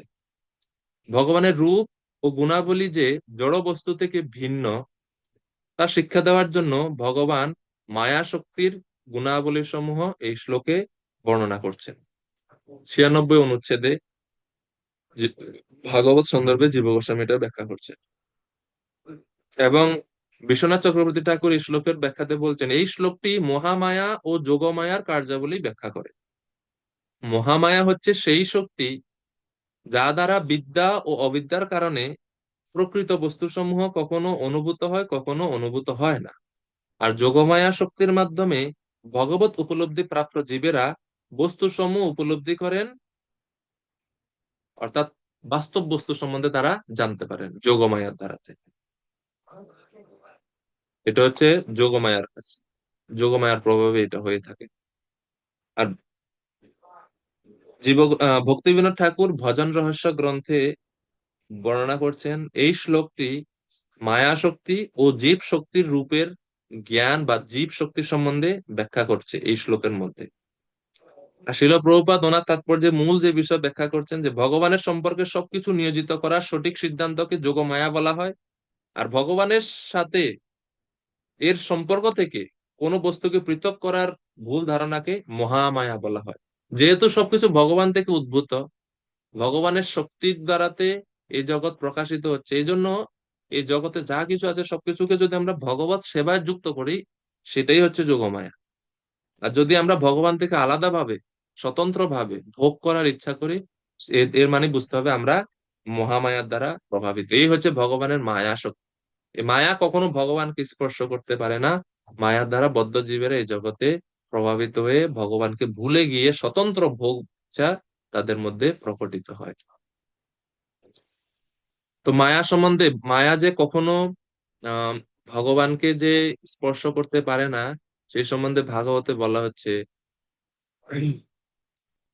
ভক্তি যোগেন মনসি সম্যক প্রনিহিতে অমলে অপশ্যৎ পুরুষম পূর্ণম মায়াম চ তদ অপাশ্রয়ম यया सम्मोहितो जीवो आत्मानं त्रिगुणात्मकं परो अपि मनुते अनर्थम तत्कृतं च अभिपद्यते। শ্রীমদ্ ভাগবতমে প্রথম স্কন্ধে সপ্তম অধ্যায়ে 4-5 নাম্বার শ্লোকে বলা হচ্ছে, যখন ব্যাসদেব ধ্যান করেন, ধ্যানের ফলে তিনি ভগবানকে দেখেন, ভক্তি যোগেন মনসে সম্যক প্রণিহিতে অমল, এবং তিনি দেখেন কি কি দেখেন, অপশ্যৎ পুরুষম পূর্ণম, পূর্ণ পুরুষ পরমেশ্বর ভগবানকে দেখেন। এবং তিনি দেখেন মায়াম চ তৎ অপাশ্রয়, মায়াকেও তিনি দেখেন। মায়া শক্তি কার আশ্রয়ে আছে? ভগবানের আশ্রয়ে, পিছনে আছে। এর থেকে প্রমাণিত হচ্ছে যে মায়া কখনো ভগবানকে প্রভাবিত করে না। এটা হচ্ছে ভগবানের আত্মনো মায়াম। এবং এই মায়ার দ্বারাতে জীবেরা মোহিত হয়ে যায়। জয়া ইয়া সম্মোহিত জীব আত্মানম ত্রিগুণাত্মকম পরোপি মনুতে অনর্থম তৎকৃতম চ বিপদ্যতে। এই জন্য জীব এই মায়ার দ্বারা প্রভাবিত হয়ে, যদিও সে চিন্ময় সত্তা, ভগবানের অংশ, কিন্তু নিজেকে সে তখন জড় বা আহ আবদ্ধ বা কি বলে, জড় দেহাত্ম বুদ্ধির দ্বারা সে নিজেকে প্রভাবিত করে ফেলে বা নিজেকে এরকম মনে করে। এভাবে ভাগবতে বলা হচ্ছে। চৈতন্য চরিতামৃতে বলা হচ্ছে যে মায়া কখনো ভগবানকে স্পর্শ করে না। কৃষ্ণ সূর্য সম মায়া হয় অন্ধকার, যাহা কৃষ্ণ তাহা নাই মায়ার অধিকার।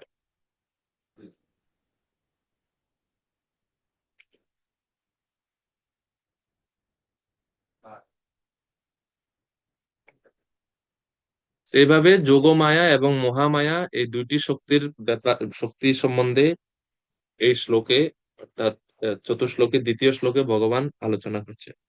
এখন 3 নাম্বার শ্লোক, চতুশ্লোকে তৃতীয় শ্লোক, সেটা হচ্ছে প্রয়োজন তত্ত্ব। প্রয়োজনটা কি? এই প্রয়োজন তত্ত্বটাকেই বলা হচ্ছে রহস্য। স রহস্যম, রহস্যটা হচ্ছে কৃষ্ণ প্রেম, প্রেম হচ্ছে প্রয়োজন তত্ত্ব। তো 35 নম্বর শ্লোক, যথা মহান্তি ভূতানি ভূতেষু উচ্চ অবচেষু চ, উচ্চ অবচেষ্বনু প্রবিষ্টানি অপ্রবিষ্টানি তথা তেষু ন তেষ্বহম। হে ব্রহ্মা,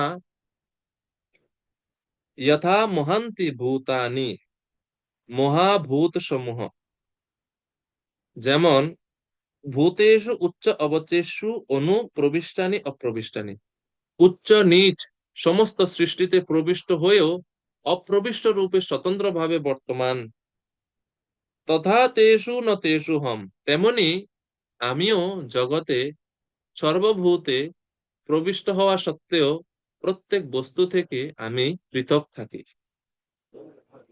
এ হচ্ছে ভগবানের কার্যাবলীর সাথে তার শক্তি সমূহের সম্পর্ক। অর্থাৎ ভগবান বলছেন আমি সৃষ্ট সবকিছুর মধ্যে এবং একই সাথে সবকিছুর বাইরে আমি বিদ্যমান রয়েছি। এটা হচ্ছে এই শ্লোকের মূল তত্ত্ব। এবং আচার্যরা বর্ণনা করছেন এটা হচ্ছে একজন প্রেমী ভক্তের দৃষ্টিভঙ্গি। তিনি সবকিছুর ভিতরে সবকিছুর বাইরে সর্বত্র ভগবানকে দর্শন করেন। এটা হচ্ছে প্রেমিক ভক্তের দৃষ্টি, মহাভাগবতের দৃষ্টি। মহাভাগবত ভক্তের কি লক্ষণ ভাগবতে বর্ণনা করা হয়েছে, বা উত্তম ভাগবতের লক্ষণ কি কি বর্ণনা করা হয়েছে ভাগবতে? সর্বভূতেষু ইহ পশ্যেদ ভগবত ভাবমাত্মন ভূতানি ভাগবতী আত্মনি এষ ভাগবত উত্তম। অর্থাৎ উত্তম ভাগবত ভক্তকে সর্বভূতেষু যহ পশ্যেদ ভগবত ভাবন, যিনি সমস্ত ভূতের সমস্ত জীবের মধ্যে ভগবানকে দেখেন এবং সবকিছুকে ভগবানের সাথে সম্পর্কিত দেখেন, সবকিছুর ভিতরে বাইরে সর্বত্র তিনি ভগবানকে দর্শন করেন, তিনি হচ্ছেন উত্তম ভাগবত ভক্ত। এবং সেই উত্তম ভাগবতের যে দৃষ্টিভঙ্গি, তাই এই শ্লোকে ব্যাখ্যা করা হচ্ছে। তো যেমন উদাহরণ দিয়ে বোঝাচ্ছে যে মহাভূত সমূহ, মহাভূত কি? ক্ষিতি অপতেজ মরুদ্গম, এই যে পঞ্চ মহাভূত, এই পঞ্চ মহাভূত দিয়ে সমস্ত সৃষ্ট এই জগতে সব কিছু সৃষ্টি হয়েছে, সবকিছু পঞ্চ মহাভূত দিয়ে সৃষ্টি হয়েছে। কিন্তু আবার একই সাথে পঞ্চ মহাভূত বা এই যে পাঁচটা উপাদান আলাদা ভাবেও আছে, জল আছে আলাদাভাবে, ভূমি আছে আলাদাভাবে, অগ্নি আছে আলাদাভাবে, সেগুলো আবার জীবের সৃষ্টিতে, জীবের দেহ সৃষ্টিতেও তৈরি হয়েছে, ব্যবহার হয়েছে। তো প্রবাদ ব্যাখ্যা করছেন এটাই তাৎপর্য শুরুতেই, যে পঞ্চ মহাভূত সমূহ দিয়ে সমুদ্র, পর্বত, জলচর, উদ্ভিদ, সরীসৃপ, পশু, পাখি, জগতের সবকিছুর মধ্যে এই পঞ্চ মহাভূত প্রবিষ্ট হয়েছে, কিন্তু তা সত্ত্বেও এই সমস্ত উপাদানগুলো পৃথকভাবে বর্তমান। তেমনি ভগবান তার সৃষ্টির সমস্ত কিছুর মধ্যে প্রবিষ্ট হয়েও তিনি আবার কোনো কিছুর মধ্যে প্রবিষ্ট হন না। এই হচ্ছে ভগবানের অচিন্ত শক্তি। প্রভুপাদ ভক্তি ব্রহ্মসংহিতা থেকে উদ্ধৃতি করছেন যে যিনি তার অন্তরঙ্গা সচ্চিদানন্দ শক্তির বিস্তারের দ্বারা বহুরূপে তার অংশ এবং কলায় নিজেকে বিস্তার করে আনন্দ আস্বাদন করেন, গোলক বৃন্দাবন নামক তার নিত্যধামে নিত্য বিরাজমান হওয়া সত্ত্বেও তিনি প্রতিটি পরমাণুর অন্তরেও বিরাজমান, সেই পরমেশ্বর ভগবান শ্রী আদি পুরুষ গোবিন্দের আমি ভজনা করি। ইয়ৎ শক্তিরস্তি জগদণ্ড চয়ায়দন্ত অণ্ডান্তরস্থ পরমাণু চয়ান্তরস্তম গোবিন্দমাদি পুরুষম তমহম ভজামি। যিনি তার এক অংশের দ্বারা প্রতিটি ব্রহ্মাণ্ড এবং প্রতিটি পরমাণুতে প্রবিষ্ট হয়েছে, এইভাবে তিনি সমগ্র সৃষ্টিতে তার অনন্ত শক্তি প্রকাশ করেছেন। এই হচ্ছে সৃষ্টির সঙ্গে ভগবানের শক্তির সম্পর্ক, বা ভগবানের এই জড় জগতের কার্যাবলীর সঙ্গে তার শক্তির সম্পর্ক। তো কারা এই যে ভগবান যে সর্বত্র নিজেকে প্রকাশ করেছেন, সবকিছুর মধ্যে তিনি নিজের শক্তির দ্বারা প্রকাশ করেন বা নিজে অবস্থান করেন, এটা কারা বুঝতে পারে? প্রভুপাদ পরে ব্যাখ্যা করছেন যে নির্বিশেষবাদীরা কল্পনা করতে পারে অথবা অনুভবও করতে পারে যে পরম ব্রহ্ম একইভাবে এইভাবে সর্বব্যাপ্ত, এবং তাই তারা সিদ্ধান্ত করে যে তার কোনো সবিশেষ রূপ থাকা সম্ভব নয়। এটি ভগবানের দিব্য জ্ঞানের রহস্য।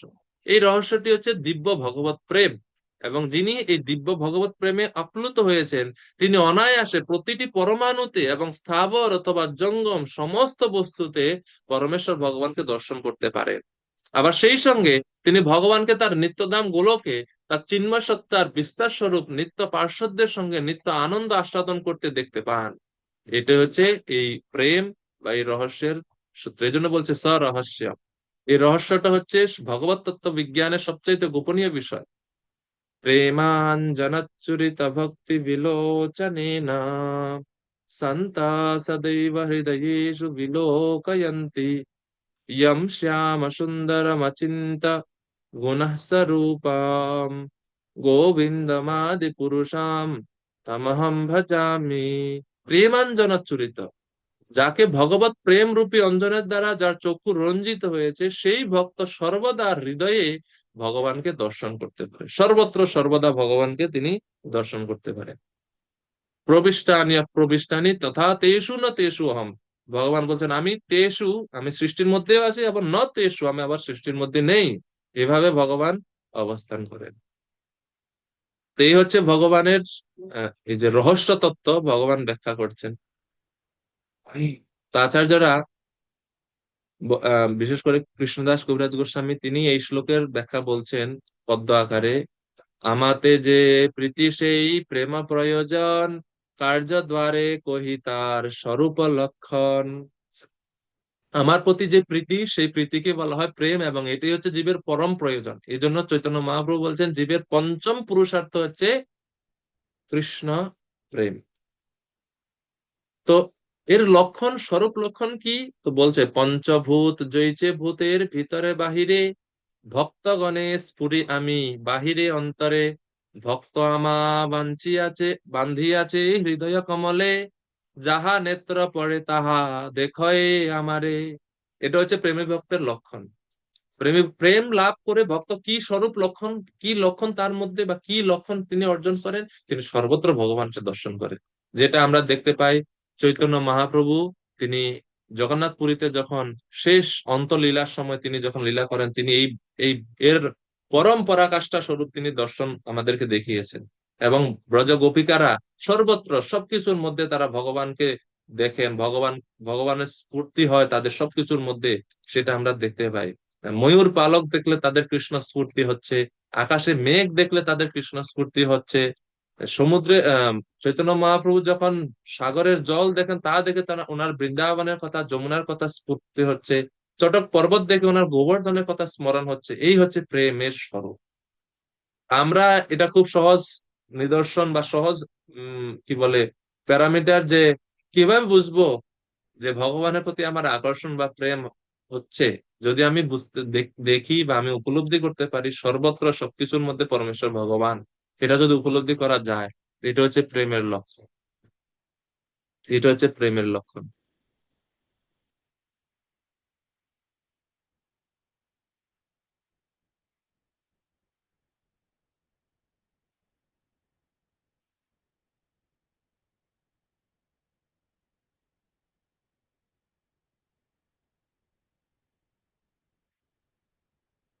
এরপরে আহ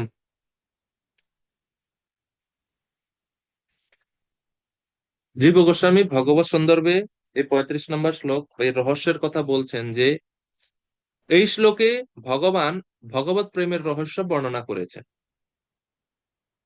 জড় উপাদান সমূহ যেমন যুগপৎ ভাবে সৃষ্টির ভিতরে ও বাইরে বিদ্যমান রয়েছে, তেমনি আমি যুগপৎ ভাবে ভক্তদের চিন্তার মধ্যে রয়েছি এবং তাদের চিন্তার অতীতেও আমি রয়েছি। ভক্তরা যেহেতু সবকিছু আমাকে সমর্পণ করেছে, তাই আমি তাদের সম্মুখে প্রেম ও আনন্দে পূর্ণ আমার রূপ প্রকাশিত করি। সেটি হচ্ছে আমার রহস্য। অনুচ্ছেদ 97, ভগবত সন্দর্ভ। সবচেয়ে গোপনীয় রহস্য হলো প্রেম ও ভক্তি। আমি ওইখান থেকে জাস্ট অনুবাদটা পড়লাম, এখানে জীব গোস্বামী এভাবে ব্যাখ্যা করছেন। এবং কৃষ্ণদাস কবিরাজ গোস্বামী বলছেন আমাদের সাধকদের জীবনের চরম লক্ষ্য হচ্ছে ভগবত প্রেম। বিশ্বনাথ চক্রবর্তী ঠাকুরও বলছেন রহস্য প্রেম ভক্তিকে রহস্য প্রেম ও ভক্তিকে নির্দেশ করে, যা যথার্থ ভক্তদের নিকট প্রকাশিত হয়। এভাবে আচার্যরা ব্যাখ্যা করছে। এরপরে চতুর্থ শ্লোক অভিধেয় তত্ত্ব বা তৎ অঙ্গ, অর্থাৎ এই প্রেম বা এই যে সর্বত্র ভগবানকে স্মরণ বা ভগবত স্ফূর্তি হবে কিভাবে, কোন পন্থা অনুসরণ করলে সেই সেই স্তর আমরা লাভ করতে পারবো, সেটাই চতুর্থ শ্লোকে বা 36 নম্বর শ্লোকে বলা হচ্ছে। 36 নম্বর শ্লোক হচ্ছে অভিধেয় তত্ত্ব বা তদ অঙ্গ বা সাধন ভক্তি। এতাবদেব জিজ্ঞাস্যম তত্ত্ব জিজ্ঞাসুনাত্মনঃ অন্বয় ব্যতিরেকাভ্যাম ইয়াৎ স্যাৎ সর্বত্র সর্বদা। তত্ত্ব জিজ্ঞাসুনাত্মনঃ এতাবৎ এব জিজ্ঞাসম, অর্থাৎ যে ব্যক্তি পরম সত্যের অনুসন্ধান করছে, তত্ত্ব জিজ্ঞাসু না আত্মন, যে ব্যক্তি তত্ত্ব জিজ্ঞাসু, যিনি পরম সত্যের অনুসন্ধান করছেন, তার উচিত এতাবৎ এব জিজ্ঞাসম, এই পর্যন্ত তাকে অবশ্যই অনুসন্ধান করতে হবে। অন্বয় ব্যতিরেকাভ্যাম, অন্বয় ব্যতিরেকাভ্যাম মানে প্রত্যক্ষ এবং পরোক্ষ ভাবে, সর্বস্থানে সর্বকালে সর্ব অবস্থায় এই বিষয়ে তাকে পরিপ্রশ্ন করতে হবে। কি জিজ্ঞাসা করতে হবে, কি পরিপ্রশ্ন করতে হবে? তো বিশ্বনাথ চক্রবর্তী ঠাকুর বলছেন, যে ব্যক্তি পরম সত্য রূপ আমাকে অনুসন্ধান করে, তাকে অবশ্যই প্রত্যক্ষ এবং পরোক্ষ ভাবে অন্বয় ব্যতিরেকাভ্যাম সর্বত্র সর্বদা সর্বস্থানে সর্বকালে সর্ব অবস্থায় এই বিষয়ে পরিপ্রশ্ন করতে হবে। এর দ্বারাতে বোঝা যাচ্ছে ভক্তির দ্বারা কেবল বন্ধন, দম্ভ এবং আলস্যকে জয় করা যায়। কারণ আলস্য যদি থাকে, তাহলে সর্বত্র সর্ব অবস্থায় সর্বদা ভগবত সম্বন্ধে অনুসন্ধান করা যাবে না। আর দম্ভ যদি থাকে, তাহলে আমরা ভগবানকে উপলব্ধি করতে পারবো না। এই জন্য সাধন ভক্তি মানে কি? অনুশীলন, কৃষ্ণ অনুশীলনম, মানে বারবার প্রচেষ্টা করা। তো এই জন্য বলছে যে, যেই ব্যক্তি আমার স্বরূপ জানতে চায়, আমাকে অনুসন্ধান করে, তাকে এই বিষয়ে পরিপ্রশ্ন করতে হবে। কি বিষয়ে বা কি বিষয়ে পরিপ্রশ্ন করতে হবে? ভগবান, ভক্তি এবং ভগবান ও ভক্তের লীলা বিষয়ে জিজ্ঞাসা করতে হবে। কার কাছ থেকে জিজ্ঞাসা করতে হবে? এই জন্য বলছে পরিপ্রশ্ন। পরিপ্রশ্ন কার কাছে করা হয়? সদ্গুরুর কাছে। অর্থাৎ ভক্তি যোগে, সাধন ভক্তিতে সদ্গুরুর চরণাশ্রয় গ্রহণ করে সদ্গুরুর কাছ থেকে জিজ্ঞাসা করতে হবে আমি কি, বা ভগবত তত্ত্ব কি, এ সম্বন্ধে তাকে জিজ্ঞেস করতে হবে। তাহলে সে ধীরে ধীরে এই ভক্তি যোগে যুক্ত হয়ে আমার সম্বন্ধে জানতে পারবে। কেননা ভক্তি যোগের শুরুটাই হয় গুরু কৃপার মাধ্যমে। প্রপাত বলছেন, বেদান্ত সূত্রে শুরু হয় জীবন সম্বন্ধে অনুসন্ধানের মাধ্যমে, আর শ্রীমৎ ভাগবত সেই সমস্ত অনুসন্ধানের অথবা সমস্ত জিজ্ঞাসার রহস্যের উত্তর প্রদান করে।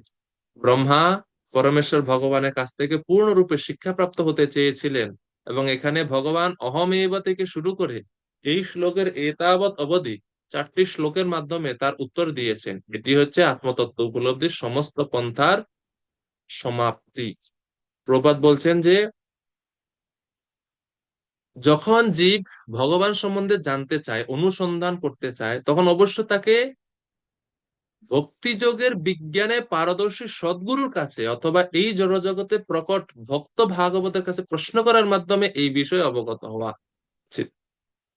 কারণ সদ্গুরু ছাড়া এই বিষয়ে তাকে কেউই জ্ঞান প্রদান করতে পারবে না। অর্থাৎ এই সাধন ভক্তি শুরু হবে বা ভক্তিযোগ তা শুরুই হবে গুরুর নির্দেশে। এজন্য শেষ বলছে, সদ্গুরু হচ্ছেন ভগবানের সবচাইতে অন্তরঙ্গ প্রতিনিধি, এবং ব্রহ্মাজি যেভাবে পরমেশ্বর ভগবানের নির্দেশ প্রাপ্ত হয়েছিলেন, সেইভাবেই সদ্গুরুর কাছ থেকে নির্দেশ গ্রহণ করা অবশ্য কর্তব্য। গুরু পরম্পরা ধারায় একজন সদ্গুরুর কি যোগ্যতা বা কি মনোভাব থাকা উচিত, তা প্রভুপাদ বলছেন যে, গুরু কখনো নিজেকে ভগবান বলে দাবি করেন না। যদিও এই গুরু, এই প্রকার সদ্গুরু ভগবানের থেকেও মহৎ, কেননা তিনি তার ব্যক্তিগত উপলব্ধির মাধ্যমে ভগবানকে অন্যের কাছে দান করতে সক্ষম। এই দিক থেকে তিনি ভগবান থেকেও মহৎ, বা ভগবানের কৃপা শক্তির থেকেও গুরুদেবের কৃপা শক্তি আরো বেশি বিস্তার লাভ করতে পারে বদ্ধ জীবের কাছে। তো এই জন্য সেই গুরুদেবের কাছ থেকে, যিনি নিজেকে ভগবান বলে মনে করেন না, যিনি ভগবানের একান্ত দাস বলে নিজেকে মনে করেন, সেই রকম গুরুদেবের কাছ থেকে তত্ত্বজ্ঞান জিজ্ঞাসা করা উচিত, ভগবত তত্ত্বজ্ঞান জিজ্ঞাসা করা উচিত। যেরকম রূপ গোস্বামী, সনাতন গোস্বামী এবং সমস্ত আচার্যরা করেছেন, সে একই রকম ভাবে আমাদেরও ভগবানের কাছে, গুরুদেবের নিকটে থেকে, সদ্গুরুর কাছ থেকে ভগবত তত্ত্ব বিজ্ঞান লাভ করা উচিত। তাহলে গুরুদেব শিষ্যকে উপদেশ দিবেন কোনটা করণীয়, কোনটা বর্জনীয়, এইসব বিষয়ে।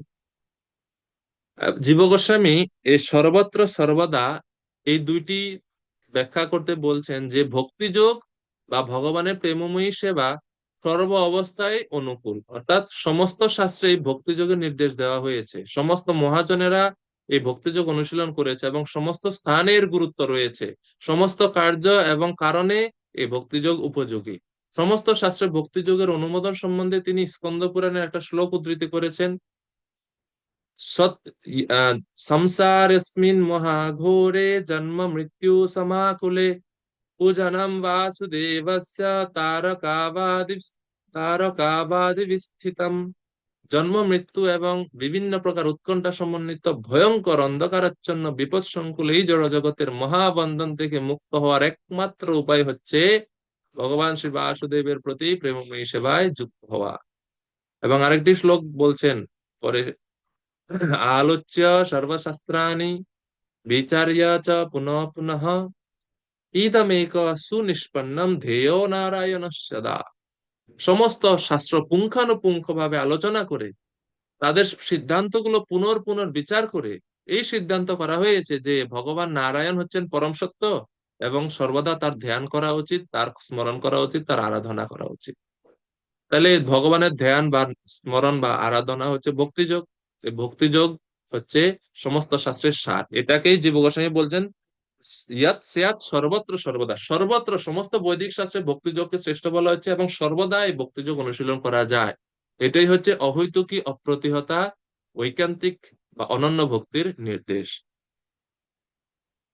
এরপরে প্রভুপাদ বলছেন যে ভক্তিযোগের সকলের অধিকার রয়েছে, এই জন্য বলছে সর্বদা, সর্বত্র সর্বদা, অর্থাৎ সকলেই ভক্তিযোগ অনুশীলন করতে পারে।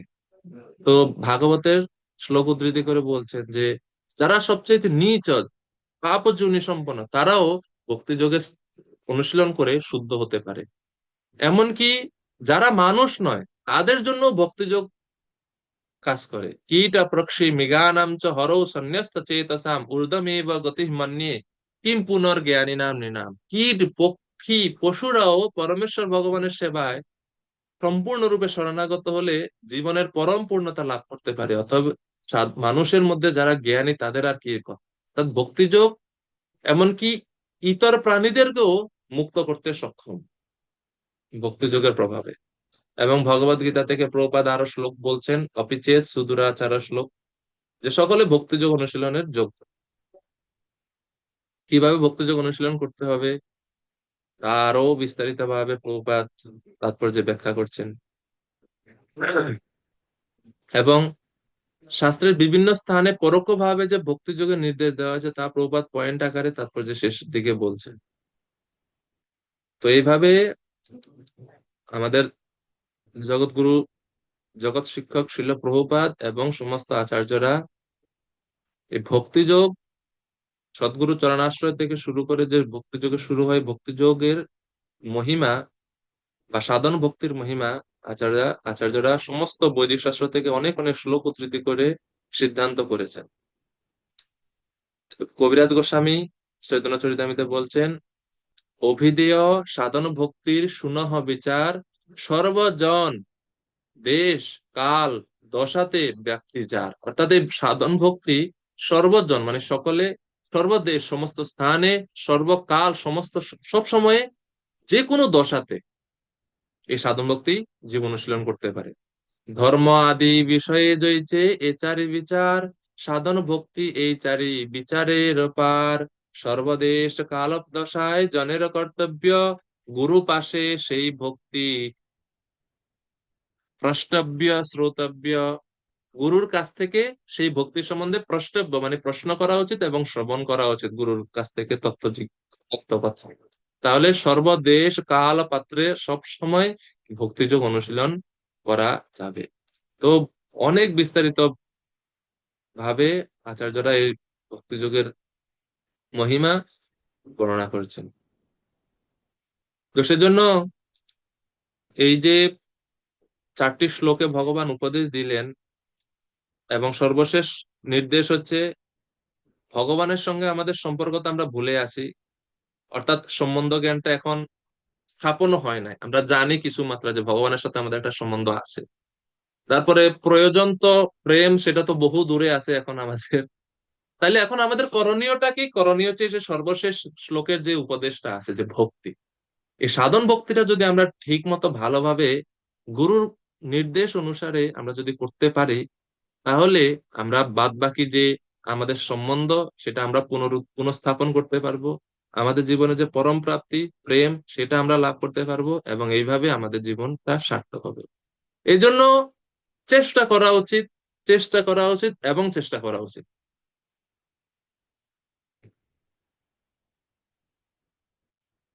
এবং বারবার ভগবানের কাছে প্রার্থনা করা উচিত, হে ভগবান, আপনার প্রতি অহৈতুকী ভক্তি যেন আমার হয়। নাস্তা ধর্মে নবসু নিচয়ে নৈব কামোপভোগে यद् भाव्यं तद्भवतु भगवान् पूर्वकर्मानुरूपम् एतत् प्रार्थं मम बहुमतं जन्म जन्मान्तरेऽपि तत्पादाम्बोजोरुह यगगता निश्चला ভক্তিরস্তু।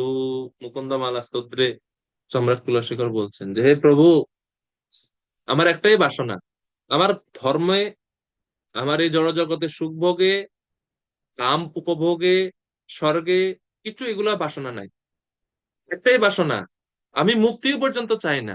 একটাই বাসনা, ইয়দ ভাব্যাম ভবতু ভগবান পূর্ব কর্মানুরূপম, আমার পূর্ব কর্ম অনুসারে বা এই জীবনে কর্ম অনুসারে যেখানে আপনি আমাকে পাঠান, কোন দেহ দিবেন সেটাও আপনার কাছেই, আপনি স্বাধীন, আপনি স্বতন্ত্র, আপনি নির্ধারণ করেন। আমার একটা জিনিস প্রার্থনা আছে, এ তৎ প্রার্থম, এই একটাই প্রার্থনা। কি প্রার্থনা? মম বহুমতম জন্ম জন্মান্তরে অপি তৎপাদাম্বরু হইয়গতা নিশ্চলা ভক্তিরস্তু। আমি যেই জন্মেই, যেইখানে, যেই স্থানে, যেই জনিতে থাকি না কেন, নিশ্চলা ভক্তিরস্তু, আপনার শ্রীচরণ কমলে আমার জন্য নিশ্চলা ভক্তি থাকে। এবং চৈতন্য মহাপ্রভু আমাদের শিক্ষাষ্টকমে সে একই নির্দেশ দিয়েছে, না ধনম না জনম না সুন্দরীম কবিতাম বা জগদীশ কাময়ে মম জন্মনি জন্মনীশ্বরে ভবতাৎ ভক্তির হইত পিতৃ। এই মম জন্মনি জন্মনীশ্বরে, এর দ্বারা মহাপ্রভু মুক্তিকে পর্যন্ত অস্বীকার করছেন, যে মুক্তিও আমরা চাই না, আমরা চাই শুধুমাত্র ভগবত সেবা। কেননা জীবের এটাই হচ্ছে স্বরূপ, ভগবানের সেবা করা, ভগবানের সেবা করা, ভগবানের সেবা করা। তো এর দ্বারা আমরা আমাদের স্বরূপ, আমাদের সম্বন্ধ স্থাপন করতে পারি ভগবানের সঙ্গে, আমাদের সম্বন্ধ তত্ত্বজ্ঞান আমরা লাভ করতে পারি, উপলব্ধি করতে পারি, এবং আমাদের জীবনে যে পরম প্রয়োজন প্রেম, সেটা আমরা লাভ করতে পারি। তো আজকে আমরা এইখান পর্যন্তই, 36 নম্বর শ্লোক পর্যন্তই রাখি।